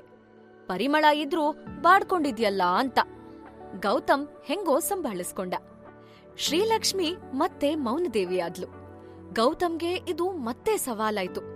ದೂರದಲ್ಲಿ ಕಾಣ್ತಾ ಇದ್ದ ತೋಟ, ಸಪೂರಕ್ಕೆ ಉದ್ದಕ್ಕೆ ಆಕಾಶಕ್ ಚಾಚ್ ನಿಂತ ಅಡ್ಕೆ ಮರ, ಮರದ್ ತುಂಬಾ ನೇತಾಡ್ತಿದ್ದ ಕೇಸರಿ ಬಣ್ಣದ ಗೊನೆ, ಅಲ್ಲೇ ಕೆಳಗ್ ಹರಿತಾ ಇರೋ ನೀರಿನ್ ತೊರೆ, ಅದನ್ನ ದಾಟೋದಕ್ಕೆ ಅಂತ ಅಡ್ಡ ಹಾಕಿದ ಅದೇ ಅಡ್ಕೆ ಮರದ ಸಂಕ, ಅಲ್ಲೇ ಪಕ್ಕಕ್ಕೆ ಬಾವಿಕಟ್ಟೆ ಬೆನ್ನೂರಿ ನಿಂತಿರೋ ಜೋಡಿ. ಗೌತಮ್ ಸುಮ್ನೆ ಅವರನ್ನೇ ನೋಡ್ದ. ನೋಡಿ ಅವ್ರೆಷ್ಟು ಮಾತಾಡ್ತಿದ್ದಾರೆ. ನಿಮ್ ತಂಗಿ ವಟವಟ ಅಂತ ಅವಾಗಿಂದ ಹೇಳ್ತಾನೆ ಇರೋದ್ ಕಾಣಿಸ್ತಿದೆ. ಅಲ್ಲ, ಹಿಂಗ್ ನಾನ್ ಸ್ಟಾಪ್ ಮಾತಾಡಿದ್ರೆ ಅಣ್ಣ ಇವತ್ ಈ ಮನೇಲೇ ಕೂತ್ಕೋಬೇಕಾಗತ್ತೇನೋ ನಂಗೇನೋ ಡೌಟ್. ಆದ್ರೆ ನಾವ್ ಮಾತ್ರ ದುರದೃಷ್ಟವಂತರು. ನಮ್ಮಂತ ಬಡಪಾಯಿಗಳ ಹೊಟ್ಟೆ ತುಂಬಿಸೋ ಮಾತಂತೂ ನಿಮ್ ಬಾಯಿಂದ ಬರಲ್ಲ. ಸ್ವಲ್ಪ ನೀವು ತಂಗಿ ಕೈಯಿಂದ ಕಲ್ತ್ರೆ ಒಳ್ಳೇದಿತ್ತೇನೋ, ನಾವು ಬದುಕೋತಿದ್ವಿ ಅಂದ ಗೌತಮ್. ಶ್ರೀಲಕ್ಷ್ಮಿ ಅತ್ತ ತಿರ್ಗಿದ್ಲು. ಬಾವಿ ಕಟ್ಟೆಗೆ ಬೆನ್ನೂರಿ ನಿಂತಿದ್ದ ಅಕ್ಷಯ್ ಅವನೆದ್ರೂ ನಿಂತ ಸಹಜ.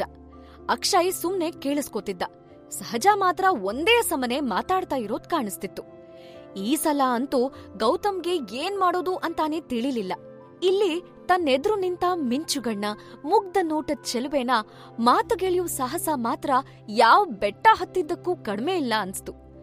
ಕಾಲೇಜ್ನಲ್ಲಿ ಹಿಂದೆ ಬಿದ್ದ ಹುಡುಗೀರೆದ್ರು ಮಾತಿನ ಸಿಕ್ಸರ್ ಬಾರಿಸ್ತಿದ್ದ ಗೌತಮ್ ಇವತ್ ಮಾತ್ರ ಈ ಸಿಂಪಲ್ ಸುಂದ್ರಿ ಎದ್ರು ಕ್ಲೀನ್ ಬೌಲ್ಡ್ ಆಗಿದ್ದ. ಅಣ್ಣಂಗೆ ಹುಡುಗಿ ನೋಡೋದಕ್ಕೆ ಅಂತ ಬಿಂದಾಸಾಗ್ ಬಂದವನು ಈ ಹುಡುಗಿ ಎದ್ರು ಮಾತಾಡೋದಕ್ಕೆ ಪರ್ದಾಡೋ ಹಂಗಾಯ್ತಲ್ಲಪ್ಪ ಅಂತ ಅವನ್ ಬಗ್ಗೆ ಅವನಿಗೆ ಆಶ್ಚರ್ಯನೂ ಆಯ್ತು. ಆದ್ರೆ ಶ್ರೀಲಕ್ಷ್ಮಿಗ್ ಮಾತ್ರ ಇದ್ಯಾವ್ದೂ ಗೊತ್ತೂ ಆಗದೆ ಸುಮ್ನೆ ನಿಂತಿದ್ಲು. ಅಷ್ಟ್ರಲ್ಲಿ ಅಲ್ಲೇ ಇದ್ದ ದಾಸವಾಳ ಹೂವಿನ ಮೇಲೆ ಗೌತಮ್ ಕಣ್ಬಿತ್ತು. ಒಂದೇ ಗಿಡದಲ್ಲಿ 2 ಬಣ್ಣದ್ 2 ಹೂವು, ಒಂದು ಗೆಲ್ಲಲ್ ಕೆಂಪು, ಇನ್ನೊಂದ್ರಲ್ ಗುಲಾಬಿ ಬಣ್ಣದ್ದು. ಅರೆ, ಇದ್ ಹೇಗ್ ಹಿಂಗೆ? ಗೌತಮ್ ಆಶ್ಚರ್ಯದಿಂದ ಕೇಳ್ದ. ಅದು ಕಸಿ ಕಟ್ಟಿದ್ದು. ಕೆಂಪು ದಾಸವಾಳ ಗಿಡಕ್ಕೆ ನನ್ ಫ್ರೆಂಡ್ ಜಾಹ್ನವಿ ಮನೆಯಿಂದ ಗುಲಾಬಿ ಬಣ್ಣದ್ರ ಗಿಡದ ಕಸಿ ಕಟ್ಟಿ ನೋಡ್ದೆ. ಇದು ಫಸ್ಟ್ ಹೂವು ಕಸಿ ಕಟ್ಟದ್ಮೇಲೆ. ಇದು ಮಾತ್ರ ಅಲ್ಲ, ಸಂಪಿಗೆ, ಗುಲಾಬಿ ಎಲ್ಲದಕ್ಕೂ ಕಸಿ ಮಾಡಿದೇನೆ ಅಂದ್ಲು ಶ್ರೀಲಕ್ಷ್ಮಿ. ಅರೇ ವಾ, ನೋಡಿ ನೀವು ಭಾರಿ ಟ್ಯಾಲೆಂಟೆಡ್ ಕಣ್ರಿ. ಅದ್ ಹೆಂಗೆ ನಿಮ್ಗೆ ಕಲರ್ ಕಲರ್ ಹೂ ಬಿಡುತ್ತೆ ಅಂತ ಗೊತ್ತಾಯ್ತು. ನಮ್ಮನೇಲಿ ಕೆಲ್ಸದವ್ರು ಎಷ್ಟ್ ನೀರ್ ಹಾಕ್ತಾರ ಗೊತ್ತಾ, ಆದ್ರೆ ಕಲರ್ ಕಲರ್ ಹೂವೇನೋ ನಾರ್ಮಲ್ ಹೂಗಳೇ ಬಿಡಲ್ಲ. ದಪ್ಪಕ್ ಸೊಕ್ಕಿ ಸೊಕ್ಕಿ ಗಿಡಗಳೆಲ್ಲ ಬೆಳೆದಿವೆ, ಹೂ ಮಾತ್ರ ಬಿಡಲ್ಲ ಅಂದ ಗೌತಮ್. ಹೂ ಬಿಡ್ಲಿ ಅಂತ ತುಂಬಾ ನೀರ್ ಹಾಕ್ಬಾರ್ದು, ಅತಿ ಆದ್ರೆ ಅಮೃತಾನೂ ವಿಷ ಅಲ್ವಾ, ಹಂಗೇನೆ ಇದೂನು. ಎಲ್ವೋ ಹಿತಮಿತ ಇದ್ರೆ ಚಂದ ಅಂದ್ಲು ಶ್ರೀಲಕ್ಷ್ಮಿ. ಎಲ್ಲಾ ನಿಮ್ ಕೈಗುಣ. ಈ ನಿಮ್ ಕೈಗುಣದ ಭಾಗ್ಯ ನಂಗೂ ಸಿಕ್ಕಿದ್ದಿದ್ರೆ ಅಂತ ರಾಗ ಎಳೆಯೋವಾಗ್ಲೇ ಅರ್ಥ ಆಗದೆ ಶ್ರೀಲಕ್ಷ್ಮಿ ಏನಂದ್ರಿ ಅಂದ್ಲು. ಏನಿಲ್ಲ, ಈ ಕಸಿ ಕಟ್ಟೋ ಕ್ಲಾಸ್ ಗೀಸ್ ಏನಾದ್ರೂ ಮಾಡಿದ್ರೆ ಹೇಳ್ರಿ, ನಾವು ನಿಮ್ ಶಿಷ್ಯರಾಗ್ತೀವಿ ಅಂತ ಕೈ ಕಟ್ಟಿ ತಲೆ ಬಗ್ಗಿಸ್ದ ಗೌತಮ್. ಶ್ರೀಲಕ್ಷ್ಮಿ ಮನ್ಸಾರೆ ನಕ್ಲು. ನೋಡಿ ಎಷ್ಟು ಚಂದ ಕಾಣ್ತೀರಿ ಹಿಂಗ್ ನಕ್ರೆ, ನೀವು ಕಣ್ಣಲ್ ನಗ್ತೀರ್ ನೋಡಿ ಅಂದ. ಶ್ರೀಲಕ್ಷ್ಮಿಗೆ ಅವನ್ ಮಾತ್ ಕೇಳಿ ಆಶ್ಚರ್ಯ ಆಯ್ತು. ಆ ಕಡೆ ಸಹಜ ನಾನ್ ಸ್ಟಾಪ್ ಮಾತು ಮಾತು ಮಾತು. ಅಕ್ಷಯ್ ಕೈ ಕಟ್ಟಿ ಕೇಳ್ತಾ ನಿಂತಿದ್ದ. ಏನ್ ಗೊತ್ತಾ, ನಂಗೆ ದೊಡ್ಡ ಕಂಬ ಇರೋ ಹಳೆ ಕಾಲದ ಮನೆ ಎಲ್ಲ ಇಷ್ಟನೇ ಇಲ್ಲ. ಮಾಡರ್ನ್ ಮನೆ, ಮಾಡರ್ನ್ ಕಿಚನ್, ದೊಡ್ಡ ಕಾರ್, ಮನೆ ಮುಂದೆ ಲಾನ್, ಅದಕ್ಕೆ ನೀರ್ ಹಾಕಕ್ಕೆ ಕೆಲ್ಸದವ್ರು ಎಲ್ಲ ಇಷ್ಟ. ದಿನ ಎದ್ದು ಅಡ್ಗೆ ಮಾಡೋದು, ಅದೇ ಕ್ಲೀನಿಂಗ್, ಅದೇ ತೋಟ, ಅದೇ ಗದ್ದೆ, ಇವೆಲ್ಲ ಮಹಾ ಬೋರು ಅಲ್ವಾ? ಸಾಯೋವರ್ಗೂ ಯಾರಾದದೇ ಕೆಲ್ಸ ಮಾಡ್ಕೊಂಡಿರ್ತಾರೆ. ತಿಂಗ್ಳಿಗೊಮ್ಮೆ ಆದ್ರೂ holiday, long drive, romantic candle light dinner ಎಲ್ಲ ಇರ್ಬೇಕಪ್ಪ ಅಂತ ಹೇಳ್ತಾ ಹೇಳ್ತಾ ಕನ್ಸಿನ ಲೋಕದಲ್ಲಿ ಕಳೆದೇ ಹೋದ್ಲು. ಹಾ, ಅಂದ್ಹಾಗೆ ಹನಿಮೂನ್ ಮಾತ್ರ ಚಂದ ಪ್ಲಾನ್ ಮಾಡ್ಬೇಕು, ಮಾಲ್ಡೀವ್ಸ್ ಅಂತ ಹೇಳಕ್ ಹೋದಾಗ ಸಹಜಾಳನ್ನ ಅಕ್ಷಯ್ ಮಧ್ಯದಲ್ಲೇ ತಡ್ದ. ನೋಡಿ, ನೀವು ಎಲ್ಲೆಲ್ಲೋ ಹೋಗ್ಬಿಟ್ರಿ, ನಂಗೂ ಸ್ವಲ್ಪ ಇದೆ ಹೇಳಕ್ಕೆ, 1 ನಿಮಿಷ ಇರಿ ಅಂದ. ಈ ಮಾತ್ ಕೇಳಿ ಶಾಕ್ ಆದ ಸಹಜ ಆತ ಮುಂದೇನ್ ಹೇಳ್ತಾನೆ ಅಂತ ಗಾಬ್ರಿಯಾದ್ಲು.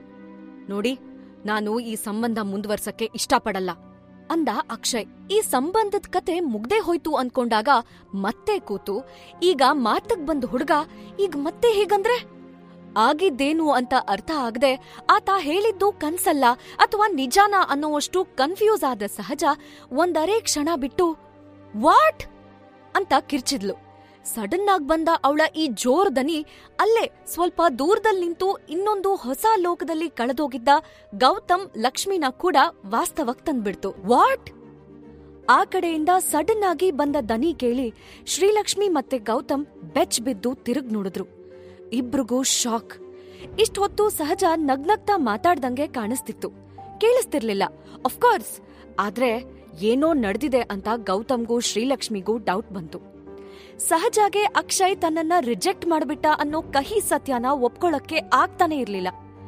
ಯಾವ್ದೇ ವಿಷಯದಲ್ಲಾದ್ರೂ ಸೋಲು ಅನ್ನೋದ್ ಗೊತ್ತೇ ಇಲ್ಲದ ಸಹಜಾಗೆ ಫಸ್ಟ್ ಟೈಮ್ ತಾನು ಸೋಲ್ತಾ ಇದೀನಿ ಅನ್ಸಕ್ಕೆ ಶುರುವಾಗಿತ್ತು. ಸಹಜಾಗೆ ಶಾಕ್ ಆಗಿದ್ದು ಅಕ್ಷಯ್ಗೆ ಅರ್ಥ ಆಗಿತ್ತು. ಆದ್ರೆ ಅವನು ಏನೂ ಮಾಡೋ ಸ್ಥಿತಿಲಿ ಇರ್ಲಿಲ್ಲ. ನೋಡಿ, ನಾನು ಒಬ್ಳನ್ನ ಲವ್ ಮಾಡ್ತಾ ಇದ್ದೀನಿ, ಅವಳನ್ನೇ ಮದುವೆ ಆಗ್ಬೇಕು ಅಂತಾನೂ ಆಸೆ. ಆದ್ರೆ ಸದ್ಯಕ್ ಮಾತ್ರ ಆಗಕ್ಕೆ ನಮ್ಗಾಗ್ತಿಲ್ಲ. ಅವಳು ಇದನ್ನೆಲ್ಲ ಅವ್ರ ಪೇರೆಂಟ್ಸ್ ಹತ್ರ ಹೇಳೋ ಸಿಚುವೇಶನ್ನಲ್ಲೂ ಇಲ್ಲ. ಸೊ ನಾ ಈ ವಿಷಯನ ನನ್ ಪೇರೆಂಟ್ಸ್ ಹತ್ರನೂ ಹೇಳಲಿಲ್ಲ. ಈವನ್ ಗೌತಮ್ಗೂ ಗೊತ್ತಿಲ್ಲ.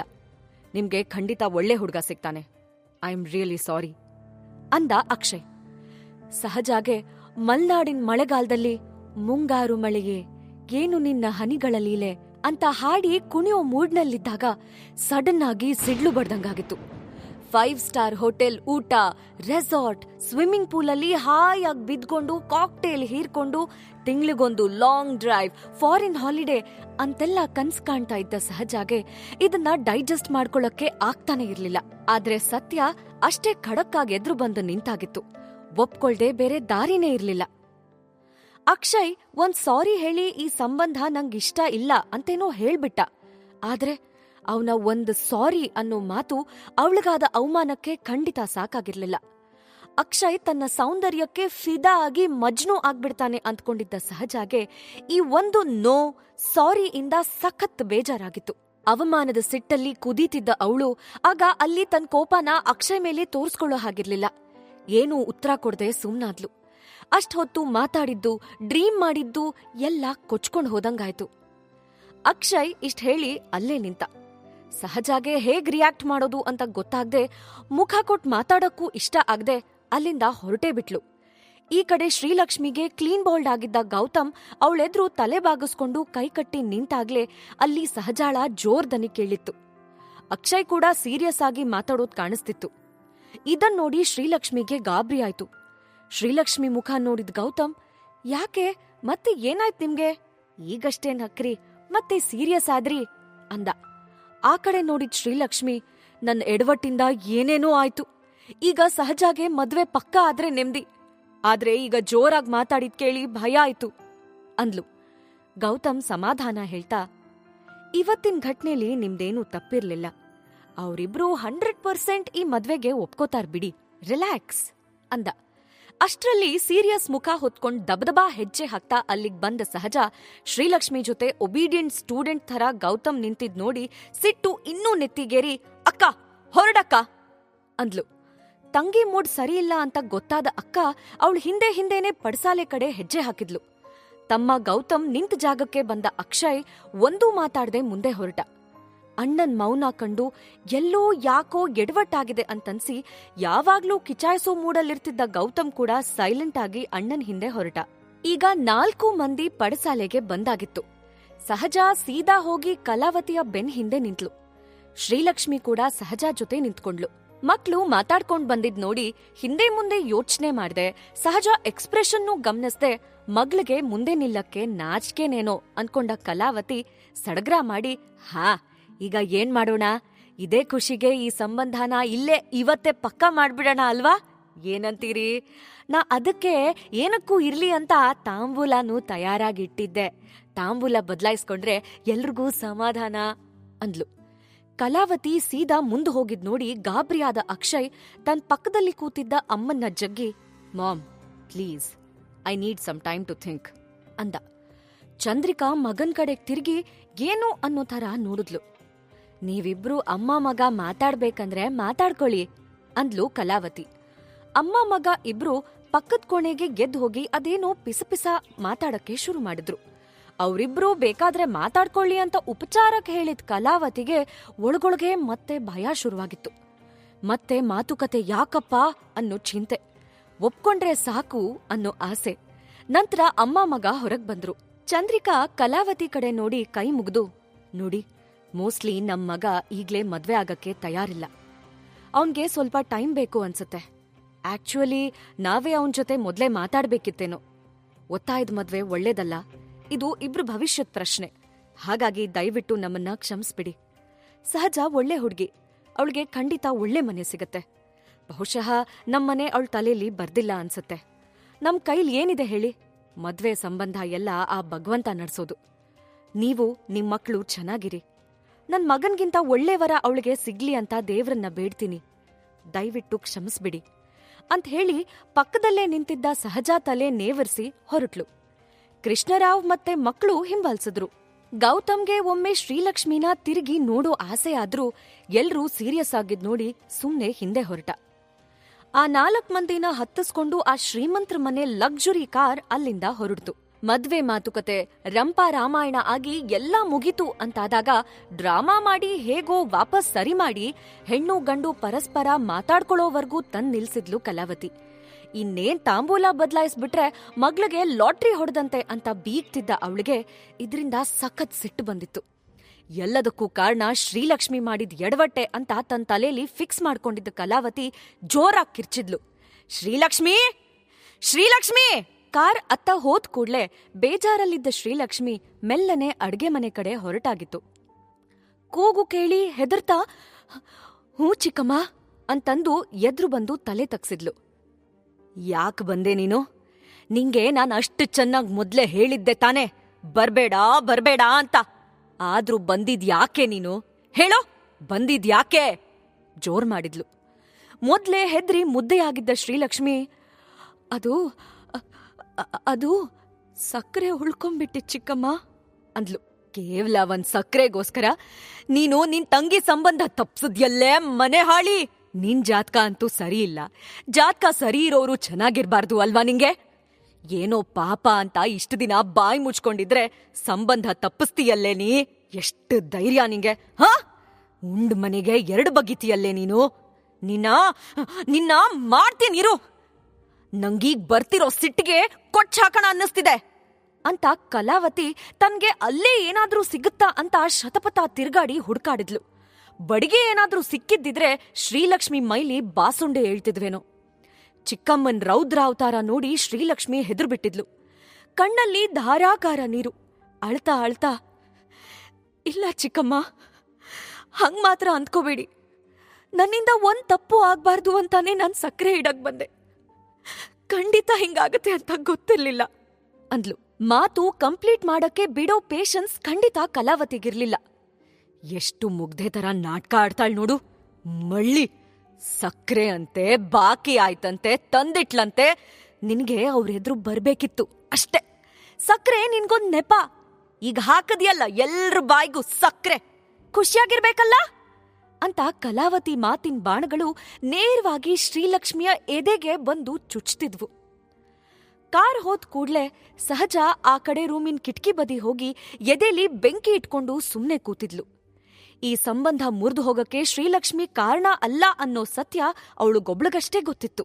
ಆದ್ರೂ ಅಕ್ಷಯ್ ರಿಜೆಕ್ಷನ್ ಮಾತ್ರ ಅವಳ ಅಹಂಗೆ ದೊಡ್ಡ ಪೆಟ್ಟನ್ನೇ ಕೊಟ್ಬಿಟ್ಟಿತ್ತು. ತನ್ ಮುಂದೆ ಮಂಡಿ ಊರಿ ಲವ್ ಯು ಅಂತಾನೆ ಅಂದ್ಕೊಂಡಿದ್ದ ಸೀನೆಲ್ಲ ಉಲ್ಟಾ ಹೊಡೆದಿತ್ತು. ಹಾಗಾಗಿ ಸತ್ಯ ಎಲ್ರೆದ್ರು ಹೇಳಿ ತನ್ ಅಹಂಗೆ ಪೆಟ್ ಮಾಡ್ಕೊಳ್ಳೋದ್ ಕೂಡ ಅವಳಿಗೆ ಬೇಕಾಗಿರ್ಲಿಲ್ಲ. ಅಕ್ಷಯ್ ಮೇಲೆ ಬಂದ ಸಿಟ್ಟನ್ನ ಹೊರಗ್ ಹಾಕ್ಲೇಬೇಕಾಗಿತ್ತು ಸಹಜಾಗೆ.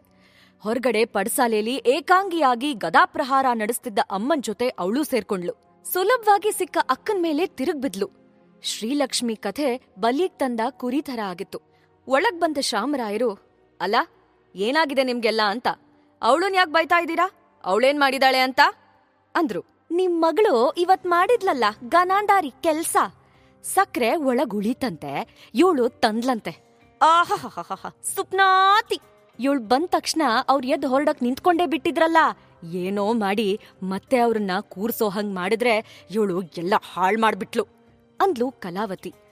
ಮತ್ತೆ ತನ್ ಮಗಳು ಸಹಜಾ ಕಡೆ ತಿರುಗಿ, ನೀ ಹೋದ್ಯಲ್ಲ ತೋಟದ ಕಡೆ, ಏನ್ ಮಾತಾಡಿದ್ರಿ, ಯಾಕೀ ಸಂಬಂಧ ಬೇಡ ಅಂದಿದ್ದು, ಅಲ್ಲೇನ್ ಮಾತಾಡ್ದ ಅವನು ಅಂದ್ಲು. ಅದೇ ಗೊತ್ತಿಲ್ಲಮ್ಮ, ಚೆನ್ನಾಗೇ ಮಾತಾಡಿದ್ರು, ಅರ್ಥನೇ ಆಗ್ಲಿಲ್ಲ, ಬೇರೇನೂ ಕಾರಣ ಇಲ್ಲ, ಮೋಸ್ಟ್ಲಿ ಇದಕ್ಕೆ ಇರ್ಬೇಕು ಬೇಡ ಅಂದಿದ್ದು ಅಂದ್ಲು ಸಹಜಾ. ಅವಳಿಗೆ ಸತ್ಯ ಹೇಳಿ ಸಣ್ಣವಳಾಗೋದು ಖಂಡಿತ ಬೇಕಿರ್ಲಿಲ್ಲ. ನನಗ್ ಗೊತ್ತು ಅಪ್ಪ, ಇವರೆಲ್ಲ ಹೇಳ್ತಿರೋದ್ ನಿಜ. ನಾನು ಆ ಸಕ್ಕರೆ ತಗೊಂಡು ಬರ್ಲೇಬಾರ್ದಿತ್ತು, ನನ್ನಿಂದಾಗ್ಲೇ ಆಗಿದೆಯಲ್ಲ, ಇದ್ರಲ್ಲಿ ಇವ್ರದೇನೂ ತಪ್ಪಿಲ್ಲ ಅಂತ ಮತ್ತೆ ಅಳ್ತಾ ಕೂತ್ಲು ಶ್ರೀಲಕ್ಷ್ಮಿ. ಅವಳಿಗೆ ನಿಜಕ್ಕೂ ಬೇಸರ ಆಗಿತ್ತು. ರಿಜೆಕ್ಟ್ ಮಾಡಿದ ಅಕ್ಷಯ್ ಮೇಲೆ ಕೋಪಾನೂ ಬರ್ತಿತ್ತು. ಎಲ್ಲ ಆಗಿ ತನ್ನಿಂದ ಅಂತ ಸ್ವತಃ ಅವಳೇ ಡಿಸೈಡ್ ಮಾಡ್ಬಿಟ್ಟಿದ್ಲು. ಆ ಕಡೆ ಮನೆಗ್ ಹೋಗ್ತಾ ಇದ್ದ ಬಹದ್ದೂರ್ ಕುಟುಂಬದ ಕಾರ್ ಮಾತ್ರ ಫುಲ್ ಸೈಲೆಂಟ್.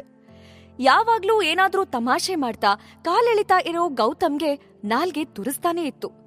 ಅಣ್ಣ ರಿಜೆಕ್ಟ್ ಮಾಡಿ ಬಂದು ಸೈಲೆಂಟ್ ಆಗಿ ಕೂತಿದ್ ನೋಡಿ ಇಷ್ಟ್ ಹೊತ್ತು ಹೇಗೋ ತಡ್ಕೊಂಡು ಸುಮ್ನೆ ಕೂತಿದ್ದ. ಆದ್ರೆ ಇನ್ ಕೂರೋದು ಅವನಿಂದ ಆಗ್ಲಿಲ್ಲ. ಅಲ್ವೋ ಅಣ್ಣ, ಬೇಡ ಅಂದಿದ್ದು ನೀನೆ, ಈಗ ಬೇಜಾರಲ್ ಕೂತಿರೋದು ನೀನೆ, ಸದ್ಯಕ್ಕೆ ನಿನ್ ಮೂಡು ಚಿಲ್ ಮಾಡೋದಕ್ಕೆ ಏನಾದ್ರೂ ಮಾಡ್ಬೇಕಲ್ಲ ಅಂದ ಗೌತಮ್. ಚಂದ್ರಿಕಾಗೆ ಸಿಟ್ಟು ಬಂತು. ಗೌತಮ್, ನಿನ್ಗೆ ಯಾವಾಗೇನ್ ಮಾತಾಡ್ಬೇಕು ಅಂತಾನೂ ಅರ್ಥ ಆಗಲ್ಲ, ಯಾವಾಗ್ಲೂ ಹುಡುಗಾಟ್ಗೆ, ಇವತ್ತಾದ್ರೂ ಸುಮ್ನೆ ಇರ್ಬಾರ್ದಾ ಅಂದ್ಲು. ಇಲ್ಲಮ್ಮ, ಮೂಡ್ ಕೆಡಿಸ್ಕೊಂಡು ಸುಮ್ನೆ ಕೂತ್ರೆ ಇನ್ನು ಮೂಡ್ ಹಾಳಾಗತ್ತೆ.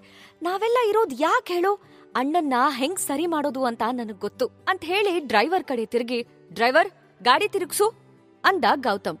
ಇಷ್ಟ್ ಹೊತ್ತು ಮಾತಾಡ್ದೆ ಕೂತಿದ್ದ ಅಕ್ಷಯ್ ಈಗ, ಏನೋ ಮಾಡ್ತಿದ್ಯಾ, ಎಲ್ಲಿಗ್ ತಿರುಗ್ಸೋದು, ನಿನ್ ತಲೆಗೆಲೆ ಕೆಟ್ಟಿದ್ಯಾ ಅಂದ. ಹೆಂಗೋ ಇಲ್ಲಿವರೆಗೂ ಬಂದಿದೀವಿ, ಅಲ್ ಕಾಣ್ತಾ ಇದೆಯಲ್ಲ ನೀಲಿಮಲೆ ಬೆಟ್ಟ, ಅಲ್ಲಿ ಹೋಗಿ ಸ್ವಲ್ಪ ಹೊತ್ತು ತಂಗಾಳಿಗೆ ಮೈಯೊಡ್ಡಿ ನಿಂತ್ರೆ ನಿನ್ ಮೂಡೆಲ್ಲ ಸರಿ ಹೋಗುತ್ತೆ. ಅಲ್ಲಿಂದ ಇಡೀ ಬಾಳೆಹೊನ್ನೂರ್ ಪೇಟೆ ಕೂಡ ಕಾಣಿಸುತ್ತೆ, ಒಳ್ಳೆ ವ್ಯೂ. ಫ್ರೆಂಡ್ಸ್ ಜೊತೆ ಕಾಲೇಜಲ್ಲಿ ಯಾವತ್ತೂ ಹೋಗಿದ್ದೆ, ಈಗ ಎಲ್ರೂ ಇದೀವಲ್ಲ, ಬನ್ನಿ ಹೋಗೋಣ ಅಂದ ಗೌತಮ್. ಗೌತಮ್ ಪ್ಲಾನ್ ಚೆನ್ನಾಗಿದೆ ಅಂತೇನೋ ಅಕ್ಷಯ್ಗೆ ಅನ್ನಿಸ್ತು. ಆದ್ರೆ ಬೆಟ್ಟ ಹತ್ತೋ ಮೂಡಂತೂ ಅವನ್ಗೆ ಈಗಿರ್ಲಿಲ್ಲ.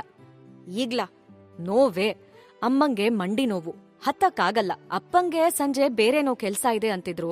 ನನ್ಗೂ ಟೈಅಪ್ ಪೇಪರ್ಗಳೆಲ್ಲ ಓದ್ಕೊಂಡು ಅಪ್ಪನ್ ಜೊತೆ ಡಿಸ್ಕಸ್ ಮಾಡಿ ಸೈನ್ ಮಾಡೋದಿದೆ. ಇವತ್ತೇ ಮನೆಗ್ ಹೋಗಿ ಮುಗಿಸ್ಬೇಕು. ನನ್ಗಂತೂ ಟೈಮ್ ಇಲ್ಲ, ಮೂಡೂ ಇಲ್ಲ, ಇನ್ನೊಮ್ಮೆ ಬರೋಣ ಬಿಡು ಫ್ರೀ ಮಾಡ್ಕೊಂಡು ಅಂದ ಅಕ್ಷಯ್. ಸರಿ, ನೀವಂತೂ ಬರಲ್ಲ, ನನ್ಗೆ ಬಿಡೋ ಮನಸ್ಸಿಲ್ಲ, ಏನ್ ಮಾಡೋದು, ನನ್ ಹತ್ರ ಇವತ್ತು ಬೇಕಾದಷ್ಟ್ ಟೈಮ್ ಇದೆ. ನಾನಂತೂ ಬೆಟ್ಟ ಏರಿ ಸ್ವಲ್ಪ ಹೊತ್ತು ಕೂತೆ ಬರೋದು, ಆಗಿದ್ದಾಗ್ಲಿ ಅಂತಂದು ಡ್ರೈವರ್ಗೆ ಗಾಡಿ ನಿಲ್ಸಕ್ ಹೇಳ್ದ.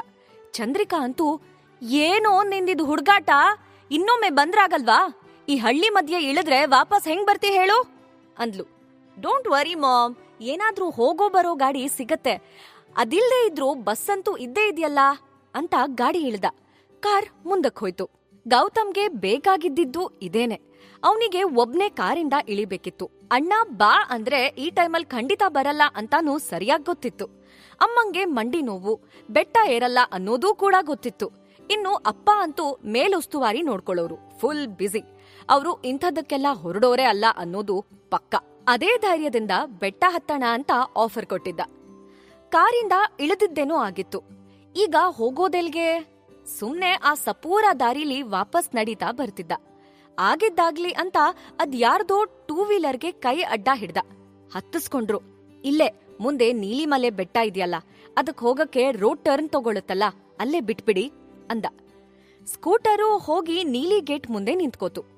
ಥ್ಯಾಂಕ್ಸ್ ಹೇಳಿ ಇಳ್ದ ಗೌತಮ್ ಗೇಟ್ ನೋಡಿ, ಓ ನೀಲಿ ಗೇಟು, ಅದೇ ಜಾಹ್ನವಿ ಮನೆ, ಶ್ರೀಲಕ್ಷ್ಮಿ ಫ್ರೆಂಡು, ದಾಸವಾಳ ಗಿಡ, ಕರೆಕ್ಟ್ ಆದ ಜಾಗದಲ್ಲೇ ಇಳಿಸಿದೆ ಸ್ಕೂಟರ್. ಭೇಷ್ ಗೌತಮ್, ಯಾಕೋ ಲಕ್ಕಿದೆ ಅನ್ಸುತ್ತೆ ಅಂತ ತನ್ ಬೆನ್ನು ತಾನೇ ತಟ್ಕೊಂಡ.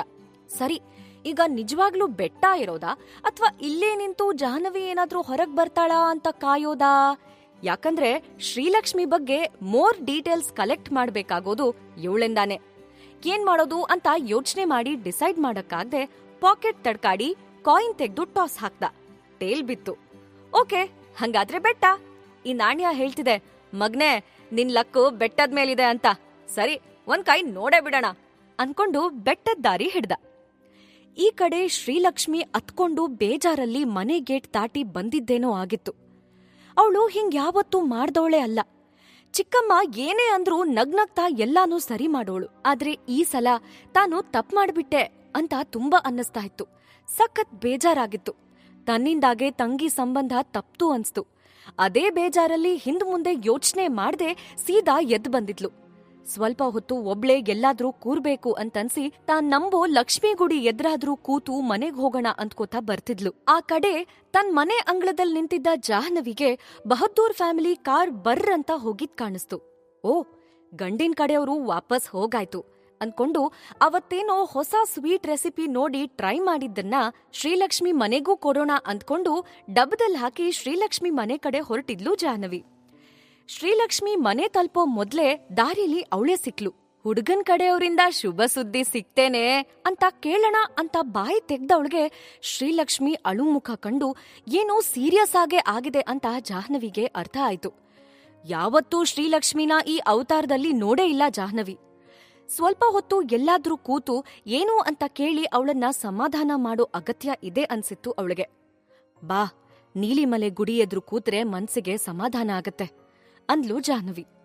ಇಬ್ರು ಮೌನವಾಗಿ ನೀಲಿಮಲೆ ದಾರಿ ಹಿಡಿದ್ರು. ಆ ಕಡೆ ನೀಲಿಮಲೆ ಲಕ್ಷ್ಮಿ ಗುಡಿ ಎದುರು ಗೌತಮ್ ನಿಂತಿದ್ದ. ಪುಟಾಣಿ ಗುಡಿ.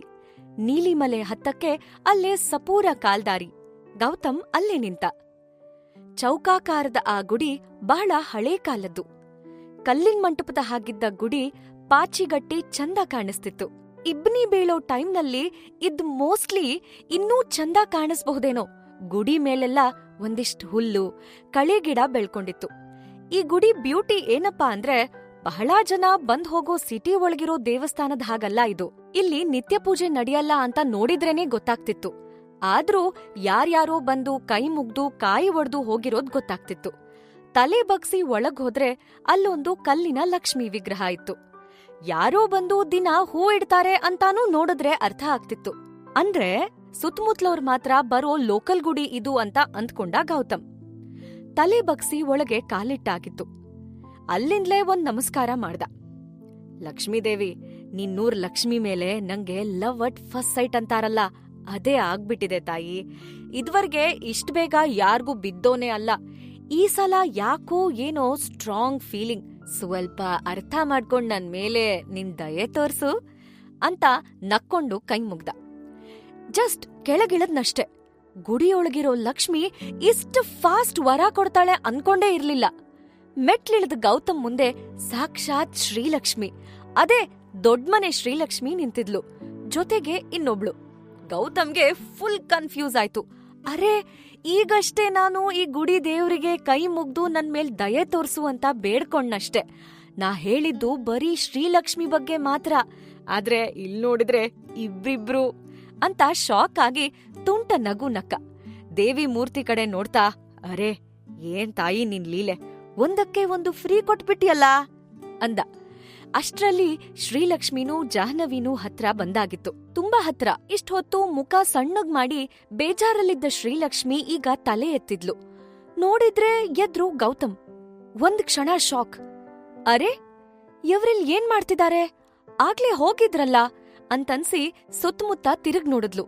ಯಾರೂ ಇಲ್ಲ. ಹಂಗಾದ್ರೆ ಉಳ್ದವ್ರು ಎಲ್ ಹೋದ್ರು? ಈ ಗೌತಮ್ ಇಲ್ಲೇನ್ ಮಾಡ್ತಿದ್ದಾರೆ ಅಂತ ಯೋಚನೆ ಬಂತು.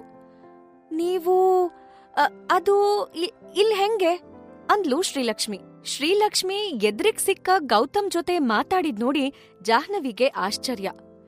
ಎದ್ರು ನಿಂತ್ಕೊಂಡಿರೋ ಮನುಷ್ಯನ್ನ ತಾನಂತೂ ಇದುವರೆಗೂ ನೋಡಿಲ್ಲ. ಈ ಹಳ್ಳಿಯವನಂತೂ ಅಲ್ಲ.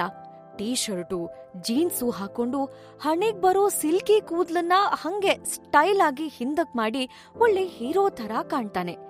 ಈ ಸ್ಮಾರ್ಟ್ ಹುಡ್ಗ ಖಂಡಿತ ಈ ಊರ್ನೋನಂತೂ ಅಲ್ಲ. ಹಂಗಾದ್ರೆ ಇವ್ನೆಲ್ಲಿಂದ ಇಲ್ಲಿಗ್ ಬಂದ್ರು ಶ್ರೀಲಕ್ಷ್ಮಿಗ್ ಹೆಂಗ್ ಗೊತ್ತು ಅಂತ ಫುಲ್ ಕನ್ಫ್ಯೂಸ್ ಮಾಡ್ಕೊಂಡ್ಲು ಜಾಹ್ನವಿ. ನಿಮ್ಮನ್ ಹುಡುಕೊಂಡೇ ಬಂದೆ ಅಂದ ಗೌತಮ್ ತನ್ನ ತುಂಟ್ ಕಣ್ ಮಿಟುಕಿಸ್ದ. ನನ್ನನ್ ಯಾಕ್ ನೀವ್ ಹುಡುಕ್ಬೇಕು? ಶ್ರೀಲಕ್ಷ್ಮಿ ಇನ್ನೂ ಆಶ್ಚರ್ಯ ಪಡ್ತಾ ಕೇಳಿದ್ಲು. ಅದೇ ಅಲ್ಲಿ ಚಂದಕ್ ಮಾತಾಡ್ತಿದ್ರಾ, ಆಮೇಲೆ ಸಡನ್ ಸೀರಿಯಸ್ ಆಗಿ ಹೊರಟು ಬಿಟ್ರಿ. ಏನೋ ವಿಷಯ ಬೇರೆ ಮಾತಾಡ್ತಿದ್ವಿ, ಅರ್ಧದಲ್ಲೇ ಸ್ಟಾಪ್ ಆಯ್ತು ಅದು. ಅದಕ್ಕೆ ಪೂರ್ತಿ ಕೇಳೋಣ ಅಂತಾನೆ ಬಂದೆ ಅಂದ ಗೌತಮ್ ಇನ್ನೂ ತಮಾಷೆ ಮಾಡ್ತಾ. ನಾನೆಲ್ಲ ಅರ್ಧ ಹೇಳ್ದೆ, ಫುಲ್ ಹೇಳದ್ನಲ್ಲ.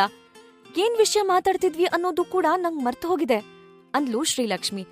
ಅದೇ 2 ಬಣ್ಣದ ದಾಸವಾಳ, ಒಂದೇ ಗಿಡದಲ್ಲಿ ಹೂ ಬಿಟ್ಟಿದ್ದು, ನೀವು ಜಾಹ್ನವಿ ಮನೆ ತಂದು ಕಸಿ ಕಟ್ಟಿದ್ದು.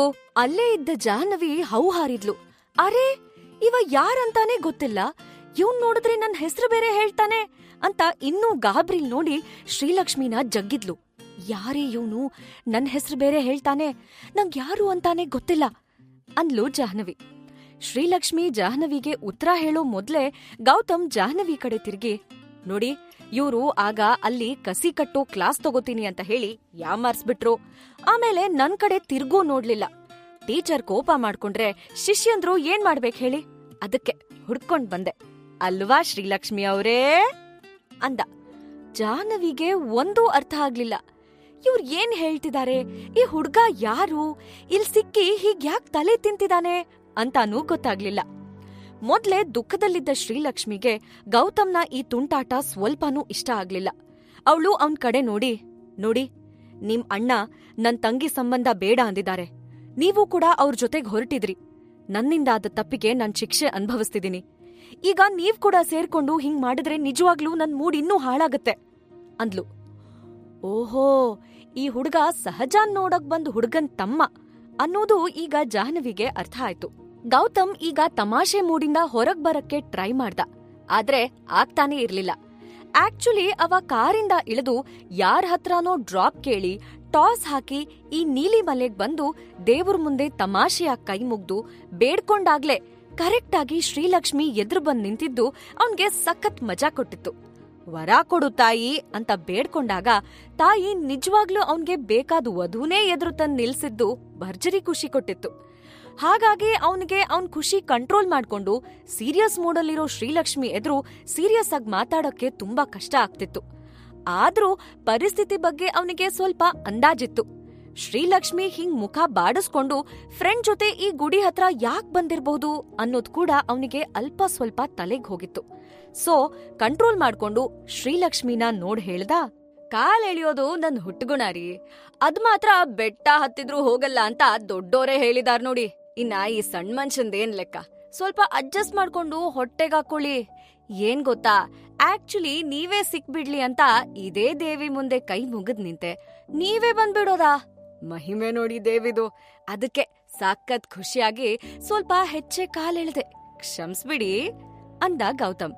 ಮತ್ತೆ ಮಾತ್ ಮುಂದುವರ್ಸದವ್ನು, ನೋಡಿ, ಇವತ್ ನಡೆದ್ ಘಟ್ನೆ ಹಣೆಲ್ ಬರ್ದಿತ್ತು ಅಷ್ಟೆ. ಅದಕ್ಕೆ ನೀವ್ ತಪ್ಪಿನ ಹಣೆಪಟ್ಟಿ ಹೊತ್ಕೊಳ್ಳೋದು ಯಾಕೋ ನಂಗ್ ಸರಿ ಕಾಣಿಸ್ತಿಲ್ಲ. ಹಾಗ್ ನೋಡಿದ್ರೆ ನಿಮ್ದೇನ್ ತಪ್ಪಿಲ್ಲ ಇದ್ರಲ್ಲಿ. ಸಕ್ರೆ ತಂದಿಟ್ರಿ, ನಿಮ್ ವಿಚಾರ ಮೊದ್ಲೇ ಹೇಳಿರ್ಲಿಲ್ಲ ಅಂತ ನನ್ನಮ್ಮಂಗೆ ಆ ಕ್ಷಣಕ್ಕೆ ಇಷ್ಟ ಆಗ್ಲಿಲ್ಲ ನಿಜ. ಆದ್ರೆ ಆಮೇಲೆ ಸುಧಾರಿಸ್ಕೊಂಡು ಕೂತ್ಕೊಂಡು ಮಾತಾಡಿನೂ ಆಯ್ತಲ್ಲ. ಅಣ್ಣ ರಿಜೆಕ್ಟ್ ಮಾಡಿದ್ದಕ್ಕೂ ಈ ವಿಷಯಕ್ಕೂ ಏನ್ ಸಂಬಂಧ? ಅವ್ರಿಬ್ರು ಮಾತಾಡ್ಕೊಂಡು ಯಾಕೋ ಬೇಡ ಅಂತ ಡಿಸೈಡ್ ಮಾಡ್ಕೊಂಡಿದ್ದಾರೆ ಅಷ್ಟೆ. ನೋಡಿದ ತಕ್ಷಣ ಒಪ್ಕೋಬೇಕು ಅಂತೇನು ರೂಲ್ಸ್ ಇಲ್ವಲ್ಲ. ಇಬ್ರು ಟೇಸ್ಟ್ ಕೂಡ ಮ್ಯಾಚ್ ಆಗ್ಬೇಕು, ಜೊತೆಗೆ ಇನ್ನೂ ಏನೇನೋ ಇರುತ್ತಲ್ಲ, ಅದೆಲ್ಲ ನೋಡ್ಕೊಂಡು ರಿಜೆಕ್ಟ್ ಮಾಡಿರ್ಬೋದೇನೋ. ನನ್ಗನ್ಸತ್ತೆ ನನ್ನಣ್ಣ ನಿಮ್ ವಿಚಾರಕ್ಕೆ ರಿಜೆಕ್ಟ್ ಮಾಡಿದ್ದಲ್ಲ. ನೀವ್ ಸುಮ್ನೆ ಇಲ್ಲ ಸಲ್ಲದಕ್ಕೆಲ್ಲ ವರಿ ಮಾಡೋದ್ ಬಿಡಿ, ಚಿಲ್. ಖುಷಿ ಪಡಕ್ಕೆ 1000 ವಿಷಯ ಇದೆ ರೀ. ನೋಡಿ, ನಾ ಈಗ ಇಲ್ ಬಂದಿದ್ದು ಮತ್ತೆ ಸಿಕ್ಕಿದ್ದು ಖುಷಿ ಸಮಾಚಾರ ತಾನೇ ಅಂತ ಪರಿಸ್ಥಿತಿ ಹ್ಯಾಂಡಲ್ ಮಾಡೋಕ್ ನೋಡ್ದ. ಈಗ ಶ್ರೀಲಕ್ಷ್ಮಿ ಮುಖ ಸ್ವಲ್ಪ ಅರಳ್ತು. ಜಾಹ್ನವಿ ಕೂಡ ವಿಷಯ ಏನು ಅನ್ನೋದು ಪೂರ್ತಿ ಅರ್ಥ ಆಯ್ತು. ಇಬ್ರು ಮೆಟ್ಲಲ್ಲೇ ನಿಂತ್ ಮಾತಾಡಿ ಬಾಕಿಯಾಗ್ಬಿಟ್ವಲ್ಲ ಅಂತ ದೇವ್ರಿಗೆ ಕೈ ಮುಗ್ದ್ ಬರೋಣ ಅಂತ ಮೆಟ್ಲ್ ಹತ್ತಿದ್ರು. ಕೆಳಗ್ ನಿಂತ ಗೌತಮ್ ಇಬ್ರೂ ಲಕ್ಷ್ಮಿನ ಮಂಟಪದೊಳಗ್ ನೋಡಿ, ಇನ್ಮೇಲೆ ನನ್ ಲಕ್ಷ್ಮಿ ಮಾತ್ರ ನೀನೆ ಅಂತ ಶ್ರೀಲಕ್ಷ್ಮಿನ ಕಣ್ತುಂಬ್ಕೊಂಡ. ಈ ಕಡೆ ಶ್ರೀಲಕ್ಷ್ಮಿ ಮನೆಯಿಂದ ಹೊರಟು ಹೋಗಿದ್ದಕ್ಕೆ ಅಪ್ಪ ಶಾಮರಾಯರ್ಗೆ ತುಂಬಾ ಬೇಜಾರಾಗಿತ್ತು. ಕಲಾವತಿ ಮತ್ ಸಹಜ ಎಷ್ಟೇ ಕೆಟ್ಟದಾಗ್ ನಡೆಸ್ಕೊಂಡ್ರು ಶ್ರೀಲಕ್ಷ್ಮಿ ಒಂದಿನಾನೂ ಬೇಜಾರ್ ಮಾಡ್ಕೊಂಡವಳಲ್ಲ. ಆದ್ರೆ ಇವತ್ತು ಫಸ್ಟ್ ಟೈಮ್ ಅವಳು ಸೀದಾ ಎದ್ದು ಗೇಟ್ ದಾಟಿ ಹೊರ ಹೋಗಿದ್ಲು. ರಾಯರ್ಗೆ ಇವತ್ತು ಕಲಾವತಿ ಮೇಲೆ ಸಖತ್ ಸಿಟ್ಟು ಬಂದಿತ್ತು. ಅಲ್ಲೇ ಕಾಲ್ ಚಾಚಿ ಕೂತು ಉಳಿದು ಬೋಂಡಾ ತಿಂತಿದ್ದ ಅವಳನ್ ನೋಡಿ, ನಿನ್ ಸಿಟ್ಟು ತೀರಿಸ್ಕೊಂಡಾಯ್ತಲ್ಲ, ಈಗ ಬೋಂಡಾ ತಿಂದು ಹಬ್ಬ ಮಾಡು. ಮಗಳು ಬೇಸರ ಮಾಡ್ಕೊಂಡ್ ಹೋಗಿದಾಳೆ ಅನ್ನೋ ಬಗ್ಗೆ ಸ್ವಲ್ಪನೂ ನಿಂಗ್ ಕರುಣೆ ಇಲ್ಲ ನೋಡು. ಈಗ ನಿಂಗ್ ತಿಂದಿದ್ ಕರಗ್ಬೋದು ಅನ್ಸುತ್ತೆ, ನಾ ಹೋಗಿ ಹುಡುಕೊಂಡ್ ಬರ್ತೀನಿ ಅಂತ ಬೈತಾ ಚಪ್ಲಿ ಹಾಕೊಳ್ಳಕ್ಕೆ ಹೋದ್ರು. ಏನು ಬೇಕಾಗಿಲ್ಲ, ನಾ ಏನಿಲ್ಲ ಆರಾಮಾಗ್ ಬೋಂಡಾ ತಿಂತಿಲ್ಲ, ಉಳಿದದ್ದನ್ನ ಏನ್ ಮಾಡೋದು ಅಂತ ತಿಂತಿದೀನಿ. ಒಂದೊಂದ್ ತುತ್ತು ಕೂಡ ಹೊಟ್ಟೆ ಒಳಗ್ ಇಳಿಬೇಕಿದ್ರೆ ಬೆಂಕಿ ಇಟ್ಟಂಗ್ ಆಗ್ತದೆ. ಅನ್ಯಾಯವಾಗ್ ಶ್ರೀಲಕ್ಷ್ಮಿ ದೆಸೆಯಿಂದ ಸಂಬಂಧ ಕಳ್ಕೊಂಡ್ವಲ್ಲ, ನೀವೇನೀಗ ಅವಳನ್ ಹುಡ್ಕೊಂಡ್ ಹೋಗೋ ಅಗತ್ಯ ಇಲ್ಲ. ಹೊತ್ ಮುಳ್ಗಕ್ಕೆ ಸುಮಾರ್ ಹೊತ್ತಿದೆ, ಬರ್ತಾಳ್ ಬಿಡಿ. ಅಬ್ಬಬ್ಬ ಅಂದ್ರೆ ಎಲ್ಲಿಗ್ ಹೋಗ್ಬೋದ್ ಹೇಳಿ? ಒಂದೋ ಆ ಜಾಹ್ನವಿ ಮನೆಗೆ, ಇಲ್ವೋ ಆ ನೀಲಿಮಲೆ ಗುಡಿಗ್ ಹೋಗಿರ್ಬೋದು. ಬರ್ತಾಳೆ. ನೀವು ಅವಳ ಬಗ್ಗೆ ಕನಿಕರ ತೋರ್ಸೋದ್ ಬಿಟ್ಟು ಸ್ವಲ್ಪ ಸಹಜ ಮೇಲೂನು ಗಮನ ಕೊಡಿ. ಆವಾಗಿಂದ ಉಪ್ಪರ್ಗೆ ಹತ್ ಕೂತವಳು ಇನ್ನೂ ಬಂದಿಲ್ಲ. ನಂಗೆ ಸಮಾಧಾನ ಮಾಡ್ ಸಾಕಾಯ್ತು. ನಂಗ್ ಹೇಳ್ತಿರಲ್ಲ, ನೀವು ಕೂಡ ಒಂದ್ ಕಣ್ಣಿಗ್ ಬೆಣ್ಣೆ ಇನ್ನೊಂದಕ್ ಸುಣ್ಣ ಹಾಕೋ ಅಭ್ಯಾಸ ಬಿಟ್ಬಿಡಿ ಅಂತ ಸಲೀಸಾಗ್ ಹೇಳಿ ಬೋಂಡಾ ತಿನ್ನೋದನ್ನ ಮುಂದುವರ್ಸಿದ್ಲು. ರಾಯ್ರು ಹಾಕಿದ್ ಚಪ್ಲಿನ ಮತ್ತೆ ಅಲ್ಲೇ ಬಿಟ್ಟು ಸಿಟ್ಟಲ್ಲಿ ಪಡ್ಸಾಲೆಗ್ ಬಂದು ಒಂದು ಕವಳ ಹಾಕಿ ಪೇಪರ್ ಹಿಡ್ಕೊಂಡ್ರು. ಆ ಕಡೆ ಆಗಷ್ಟೇ ಮನೆ ತಲ್ಪಿದ್ ಕೂಡ್ಲೆ ಅಕ್ಷಯ್ ಲ್ಯಾಪ್ಟಾಪ್ ತಗೊಂಡ್ ಕೂತ್ಕೊಂಡ. ಹಾಕೊಂಡ್ ಶರ್ಟು ಪ್ಯಾಂಟ್ ಕೂಡ ಬದ್ಲಾಯ್ಸೋ ಮನ್ಸ್ ಮಾಡದ್ ಮಗನ್ ಬಗ್ಗೆ ಚಂದ್ರಿಕಾಗೆ ಚಿಂತೆ ಆಯ್ತು. ಡ್ರೆಸ್ ಬದ್ಲಾಯಿಸ್ಕೊಂಡ್ ಕೂತ್ಕೋಬಾರ್ದಾ? ಅಷ್ಟ್ ಗಂಟ್ ಹೋಗೋ ಕೆಲ್ಸ ಏನಿದೆ? ನಾಳೆ ಭಾನ್ವಾರ ಬೇರೆ, ಸ್ವಲ್ಪ ಹೊತ್ತು ಆರಾಮ್ ಮಾಡ್ಕೊಂಡು ಕೆಲ್ಸಕ್ ಹೊರಟ್ರೆ ಸಾಕು ಅಂತಂದು ಫ್ರಿಡ್ಜಿಂದ ಮಾಡಿಟ್ಟಿದ್ದ ತಣ್ಣನೆ ಜ್ಯೂಸ್ ಗ್ಲಾಸಲ್ ಹಾಕ್ಕೊಡೋಣ ಅಂತ ಒಳಗ್ ಹೋದ್ಲು. ತಾನ್ ಮಾತಾಡಿದ್ರೂನೂ ಉತ್ತರಾನೇ ಕೊಡ್ದೆ ಲ್ಯಾಪ್ಟಾಪ್ ಸ್ಕ್ರೀನ್ ಒಳಗೆ ಮುಖ ತೂರಿಸ್ಕೊಂಡವ್ರ ಹಾಗೆ ಕೂತಿದ್ದ ಮಗನ್ ನೋಡಿ ಚಂದ್ರಿಕಾಗೆ ಇನ್ನೂ ಅಸಮಾಧಾನ ಹೆಚ್ಚಾಯ್ತು. ಗ್ಲಾಸ್ ತಗೊಂಡ್ ಬಂದು ಮಗನ್ ಮುಂದೆ ಇಟ್ಟು ಕಾರಲ್ ಬರ್ತಾ ಒಂದ್ ಮಾತೂ ಆಡ್ಲಿಲ್ಲ. ಸರಿ, ಓಕೆ, ಡ್ರೈವರ್ ಇದ್ದ ಅಂತ ಮಾತಾಡ್ಲಿಲ್ಲ, ಒಪ್ಕೊಂಡೆ. ಅದಕ್ಕೆ ಅಲ್ಲಿ ನಾನು ಏನೂ ಕೇಳ್ಲಿಲ್ಲ, ನಿನ್ ಪಾಡಕ್ ಬಿಟ್ಟೆ. ಇಲ್ ಬಂದ್ಮೇಲೂ ಹಿಂಗೆ ಕೂತ್ರೆ ಹೆಂಗೆ? ಹೆತ್ತೋರು, ನಮ್ ಕಷ್ಟ ನಿಂಗ್ ಅರ್ಥ ಆಗತ್ತಾ? ಅಲ್ಲ್ ಹೋಗಿ ಅಷ್ಟೊತ್ತು ಏನ್ ಮಾತಾಡದ್ರಿ ಅನ್ನೋದನ್ನಾದ್ರೂ ಹೇಳ್ಬಾರ್ದಾ? ಅಷ್ಟೊತ್ತು ಸರಿಯಾಗೇ ಇದ್ ನೀನು ಅವಳ ಜೊತೆ ಮಾತಾಡಿದ್ಮೇಲೆ ಸಡನ್ ಆಗಿ ಹೀಗ್ ಹೇಳಿದ್ರೆ ಸಮಸ್ಯೆ ಇರೋದ್ ಏನು ಅಂತ ನಮ್ಗಾದ್ರೂ ತಿಳಿಯೋದ್ ಬೇಡ್ವಾ? ಸರಿನಪ್ಪ, ಈ ಹುಡ್ಗಿ ಬೇಡ ಅಂತಾನೇ ಇಟ್ಕೊಳ್ವಾ. ಇನ್ನೊಂದ್ ಹುಡ್ಗಿ ನೋಡ್ಬೋದಾ ಬೇಡ್ವಾ? ವಿಷಯ ಏನು ಅಂತಾದ್ರೂ ನಮ್ಗೆ ಗೊತ್ತಾಗ್ದಿದ್ರೆ ನಾವ್ ಮತ್ತೆ ಇನ್ನೊಂದ್ ಮನೆಗ್ ಹೋಗೋದಾದ್ರೂ ತಪ್ಪತ್ತೆ ಅಲ್ವಾ ಅಂದ್ಲು. ಚಂದ್ರಿಕಾ ಮಾತಾಡ್ತಾ ಇದ್ರೂ ಒಮ್ಮೆನೂ ತಲೆ ಎತ್ ನೋಡ್ದ Akshay, mom please leave me alone, ನಂಗೀಗ ಕೆಲ್ಸ ಇದೆ, ಇದನ್ನ ಯಾವಾಗ್ ಬೇಕಿದ್ರೂ ಮಾತಾಡ್ಬೋದು ಅಂದ. ಆ ಕಡೆ ಪ್ಯಾಂಟು ಶರ್ಟು ಚೇಂಜ್ ಮಾಡ್ಕೊಂಡ್ ಬಂದ ಕೃಷ್ಣರಾವ್, ಯಾವಾಗ ಏನ್ ಮಾತಾಡ್ಬೇಕು ಅನ್ನೋದ್ ನಿಂಗೆ ಸ್ವಲ್ಪನೂ ಅರ್ಥ ಆಗಲ್ಲ. ಈಗ್ಲೇ ಈ ವಿಷಯ ಇತ್ಯರ್ಥ ಆಗ್ಬೇಕಾ? ಅವನು ಏನೋ ಕೆಲ್ಸದಲ್ಲಿ ಬ್ಯುಸಿ ಇದ್ದಾನೆ, ಹೇಳ್ತಿದಾನಲ್ವಾ, ಬಿಡು ಈಗ ಆ ವಿಷಯ ಅಂದ್ರು. ಅಪ್ಪಾನೂ ಮಗನ್ ಪರ ಮಾತಾಡಿದ್ ನೋಡಿ ಚಂದ್ರಿಕಾಗೆ ಸಿಟ್ಟು ಬಂತು. ನೀವಿಬ್ರು ಒಂದೇ. ಅಲ್ ಗೌತಮ್ ನೋಡಿದ್ರೆ ಇದ್ಯಾವುದ್ರ ಚಿಂತೆನೂ ಇಲ್ದಂಗೆ ಬೆಟ್ಟ ಹತ್ತಕ್ ಹೋಗಿದಾನೆ. ಅವನಿಗಿನ್ನೂ ಹುಡುಗಾಟಿಕೆ ಬಿಟ್ಟಿಲ್ಲ. ನಿಮ್ಮೆಲ್ರ ಮಧ್ಯೆ ನನ್ ಕತೆ ಕೇಳೋರೇ ಇಲ್ಲ ಅನ್ಕೊಂಡು ಎದ್ಲು. ಅಕ್ಷಯ್ ಸ್ಕ್ರೀನ್ ಒಳಗೆ ಕಳೆದೋಗಿದ್ದ. ಈ ಕಡೆ ನೀಲಿಮಲೆ ಬೆಟ್ಟದ ಬುಡದಲ್ಲಿ ದೇವಿಗೆ ನಮಸ್ಕಾರ ಮಾಡ್ತಾ ಶ್ರೀಲಕ್ಷ್ಮಿ ಮನ್ಸಲ್ಲೇ ಅಂದ್ಕೊಂಡ್ಲು, ಇವತ್ ಬೆಳಗ್ಗೆ ಒಂದ್ ಕಾಯಿ ಒಡ್ದು ಬೇಡ್ಕೊಂಡಿದ್ದೆ ತಂಗಿಗೆ ಈ ಸಂಬಂಧ ಕೂಡ್ಬರ್ಲಿ ಅಂತ. ಆದ್ರೂ ಹಣೆ ಬರಹ ಬೇರೇನೇ ಇತ್ತು ಅನ್ಸತ್ತೆ. ನೀನ್ ನನ್ ಕೈಲೇ ತಪ್ಪು ಮಾಡಿಸ್ದೆ. ತಪ್ಪು ಸರಿ ಮಾಡಕ್ ಹೋಗಿ ದೊಡ್ಡ ತಪ್ಪಾಗೋಯ್ತು. ಆಗಿದ್ದಾಗೋಯ್ತು. ನನ್ ತಪ್ಪಿಗೆ ನಾನು ಪ್ರಾಯಶ್ಚಿತ್ತ ಮಾಡ್ಕೋತೀನಿ. ಆದ್ರೆ ಸಹಜ, ಒಳ್ಳೆ ಮನೆ ಸೇರೋ ಹಾಗ್ ಮಾಡೋ ಭಾರ ಮಾತ್ರ ನಿನ್ಗೆ ಬಿಟ್ಟಿದಿನ್ ನೋಡು ಅನ್ಕೊಂಡು ಕೈ ಮುಗ್ದು ಗುಡಿಗೆ ಪ್ರದಕ್ಷಿಣೆ ಹಾಕ್ತಿದ್ಲು. ಅಲ್ಲೇ ಕೆಳಗೆ ಮರದ್ ಬೊಡ್ಡೆ ಮೇಲ್ ಕೂತಿದ್ದ ಗೌತಮ್ ಅವಳೇ ನೋಡ್ತಿದ್ದ. ಅರೆ, ನೀವಿನ್ನೂ ಹೊರಟಿಲ್ವಾ? ಶ್ರೀಲಕ್ಷ್ಮಿನೇ ನೋಡ್ತಿದ್ ಗೌತಮ್ನ ಕಂಡು ಜಾಹ್ನವಿನೇ ಕೇಳಿದ್ಲು. ಛೇ, ಹೋಗಿ ಅಂತೀರಾ ನೀವು ಅಂತ ಬೇಸರ ಮಾಡ್ಕೊಂಡಂಗೆ ನಾಟಕ ಮಾಡ್ತಾ, ದೇವ್ರು ಕಣ್ಮುಂದೆನೇ ಇರ್ಬೇಕಾದ್ರೆ ಬಿಟ್ ಹೋಗಕ್ಕೆ ಮನಸ್ಸಾದ್ರೂ ಹೆಂಗ್ ಬರತ್ತೆ ಹೇಳಿ ಅಂತ ಶ್ರೀಲಕ್ಷ್ಮಿನೇ ನೋಡ್ದ ಗೌತಮ್. ಈಗ ಜಾಹ್ನವಿಗೆ ವಿಷಯ ಪೂರ್ತಿಯಾಗಿ ಅರ್ಥ ಆಯ್ತು. ಒತ್ತಿ ಬಂದ ನಗೆನ ಕಂಟ್ರೋಲ್ ಮಾಡ್ತಾ, ಓಹೋ ಹಂಗ ವಿಷಯ, ನೀವ್ ನಡ್ದಾಡೋ ದೇವ್ರ ಬಗ್ಗೆ ಹೇಳ್ತಿದ್ದೀರಿ ಅಂತಾಯ್ತು ಅಂದ್ಲು. ಹೌದು, ಮತ್ತೆ ನಾವು ಅವ್ರಿಗೆ ತುಂಬಾ ಡಿವೋಟೆಡ್, ಹಂಗೇನೆ ಕಮಿಟೆಡ್ ಅಂದ್ಬಿಟ್ಟ. ಓಹೋಹೋಹೋಹೋ, ಹಿಂಗಿದೆ ವಿಷಯ. ಇಷ್ಟು ಬೇಗ ವಿಷಯ ಇಲ್ಲಿಗ್ ಮುಟ್ಟುತ್ತೆ ಅಂದ್ಕೊಂಡಿರ್ಲಿಲ್ಲ ನಾನು. ಅಂದಂಗೆ ತಮ್ ಬಗ್ಗೆ ತಾವೇ ಹೇಳ್ಕೊಳ್ಳೋರ್ನ ನಾವೆಲ್ಲ ಅಷ್ಟ್ ನಂಬಲ್ಲ ಅಂತ ಕಿಚಾಯಿಸಿದ್ಲು. ಶ್ರೀಲಕ್ಷ್ಮಿ ಪ್ರದಕ್ಷಿಣೆ ಮುಗಿಸ್ಕೊಂಡು ಮೆಟ್ಲಿಳಿದು ಬಂದ್ಲು. ಇವರಿಬ್ರು ಏನ್ ಮಾತಾಡ್ತಿದ್ರೋ ಅವಳಗ್ ಗೊತ್ತಿಲ್ಲ. ಸೀರಿಯಸ್ ಆಗಿದ್ದ ಶ್ರೀಲಕ್ಷ್ಮಿನ ಸೀರಿಯಸ್ ಆಗೇ ಮಾತಾಡ್ಸೋಣ ಅಂತ ಈ ಕಡೆ ಬಂದ ಗೌತಮ್. ಇಲ್ಲಿಗೆ ನೀವ್ ಯಾವಾಗ್ಲೂ ಬರ್ತೀರಾ? ಇದು ನಿಮ್ ಫೇವ್ರೆಟ್ ಸ್ಪಾಟ್ ಇದ್ದಂಗ್ ಕಾಣಿಸ್ತಿದೆ ಅಂದ. ಹ ಅಂದ್ಲು ಶ್ರೀಲಕ್ಷ್ಮಿ ಶಾರ್ಟ್ ಆಗಿ. ಆಕ್ಚುಲಿ ನಂಗೂ ಈ ಜಾಗ ಭಯಂಕರ ಇಷ್ಟ ಆಯ್ತು. ಹಸ್ರಾಗಿದ್ರು ದೂರದಿಂದ ನೀಲಿಯಾಗ್ ಕಾಣೋ ಈ ಬೆಟ್ಟಕ್ ಬರೋ ಪುಟ್ಟ ದಾರಿ, ಬೆಟ್ಟದ್ ವ್ಯೂ ಜೊತೆ ಬುಡದಲ್ಲಿರೋ ಈ ಪುಟಾಣಿ ಗುಡಿ ಎಲ್ಲ ಎಷ್ಟ್ ಚೆನ್ನಾಗಿದೆ ಅಂದ್ರೆ ಫೋಟೋ ತೆಗ್ದು ಸೋಷಿಯಲ್ ಮೀಡಿಯಾದಲ್ಲೇನಾದ್ರೂ ಹಾಕಿದ್ರೆ ವೈರಲ್ ಆಗತ್ತೆ. ಭೂಮಿ ಮೇಲಿನ ಸ್ವರ್ಗ ಅಂತಂದ ಗೌತಮ್. ಶ್ರೀಲಕ್ಷ್ಮಿ ಸಣ್ಣಗ್ ನಕ್ಲು. ಹೌದು, ಇಲ್ ಬಂದ್ರೆ ನನ್ಗೆ ಒಂಥರ ನೆಮ್ಮದಿ ಸಿಗತ್ತೆ. ಇಲ್ಲಿ ಜನಜಂಗುಳಿ ಇಲ್ಲ, ಸದ್ಗದ್ಲ ಇಲ್ಲ. ಹಾಯಾಗಿ ಗಾಳಿಗೆ ಮುಖ ಒಡ್ಡಿ ಕೂತ್ ಹೋಗಕ್ಕೆ ನಂಗೆ ಭಾರಿ ಇಷ್ಟ. ಅದಕ್ಕೆ ಇಲ್ ಬರ್ತಿರ್ತೀನಿ ಅಂದ್ಲು ಶ್ರೀಲಕ್ಷ್ಮಿ. ಅಲ್ವಾ ಮತ್ತೆ? ನೋಡಿ, ನೀವ್ ನನ್ ತಲೆಲ್ ಏನಿತ್ತೋ ಅದನ್ನೇ ಹೇಳ್ತಿದ್ದೀರಿ. ಇಂಥ ಗುಡಿಗಳೇ ಬಹಳ ಇಷ್ಟವಾಗೋದು. ಹೊರಗೆ ಪೇಟೆ ಗದ್ಲ, ಜನಜಂಗುಳಿ ಇರೋ ದೇವಸ್ಥಾನಕ್ಕಿಂತ ಇಂಥ ಜಾಗ ಕೊಡೋ ಶಾಂತಿನೇ ಬೇರೆ ಅಂದ ಗೌತಮ್. ಜಾಹ್ನವಿ ಕಡೆ ನೋಡ್ತಾ, ನೋಡಿ, ನಾನು ಇವ್ರು ಸಾಕಷ್ಟು ವಿಷಯದಲ್ಲಿ ಮ್ಯಾಚ್ ಆಗ್ತೀವಲ್ವಾ ಅಂತ ನಕ್ಕ. ಜಾಹ್ನವಿ ಕೂಡ ಜೋರಾಗ್ ನಕ್ಲು. ಏನಂದ್ರಿ? ಅರ್ಥ ಆಗ್ಲಿಲ್ಲ ಅಂದ್ಲು ಶ್ರೀಲಕ್ಷ್ಮಿ. ಬೇಡ ಬಿಡಿ, ಏನಿಲ್ಲ, ಸುಮ್ನೆ ಹೇಳ್ದೆ ಅಂತ ನಾಲ್ಗೆ ಕಚ್ಕೊಂಡ ಗೌತಮ್. ಬಂದು ಬಹಳ ಹೊತ್ತಾಯ್ತು. ಸರಿ ಹೊರಡೋಣ ಅಂತ ಗೆಳ್ತೀರಿಬ್ರು ಹೊರಟ್ರು. ಅಯ್ಯೋ, ನನ್ ಬಿಟ್ಟು ಹೋಗ್ತೀರೇನ್ರಿ? ನಾನು ಬರ್ತೀನಿ ಜೊತೆಗೆ ಅಂತ ಗೌತಮ್ ಕೂಡ ಅವ್ರ ಹಿಂದೆ ಹಿಂದೆನೆ ಹೊರಟ. ಹೋಗ್ತಾ ಹೋಗ್ತಾ, ಒಂಥರ ಚೆನ್ನಾಗಿದೆ ಈ ಹೊಸ ದಾರಿ ಅಲ್ವಾ ಗೌತಮ್ ಅಂದ್ಲು ಜಾಹ್ನವಿ. ಹೌದೌದು, ನನ್ಗಂತೂ ದಾರಿ ಸಖತ್ ಇಂಟ್ರೆಸ್ಟಿಂಗ್ ಆಗಿದೆ ಅನ್ಸ್ತು. ದಾರಿಲ್ ಸಿಕ್ಕೋರ್ ಕೂಡ. ಇನ್ನು ಈ ದಾರಿ ಬಿಡಕ್ಕಾಗತ್ತಾ ಹೇಳಿ? ಒಳ್ಳೆ ದಾರಿ ಸಿಕ್ಕಾಗ ಅದೇ ದಾರಿಲಿ ಮುಂದೆ ಹೋಗ್ಬೇಕಂತೆ. ಹಾಗಂತ ಹಿರಿಯರ್ ಹೇಳಿದಾರೆ. ಸೊ ಈ ದಾರಿ ಬಿಡೋ ಸೀನೇ ಇಲ್ಲ.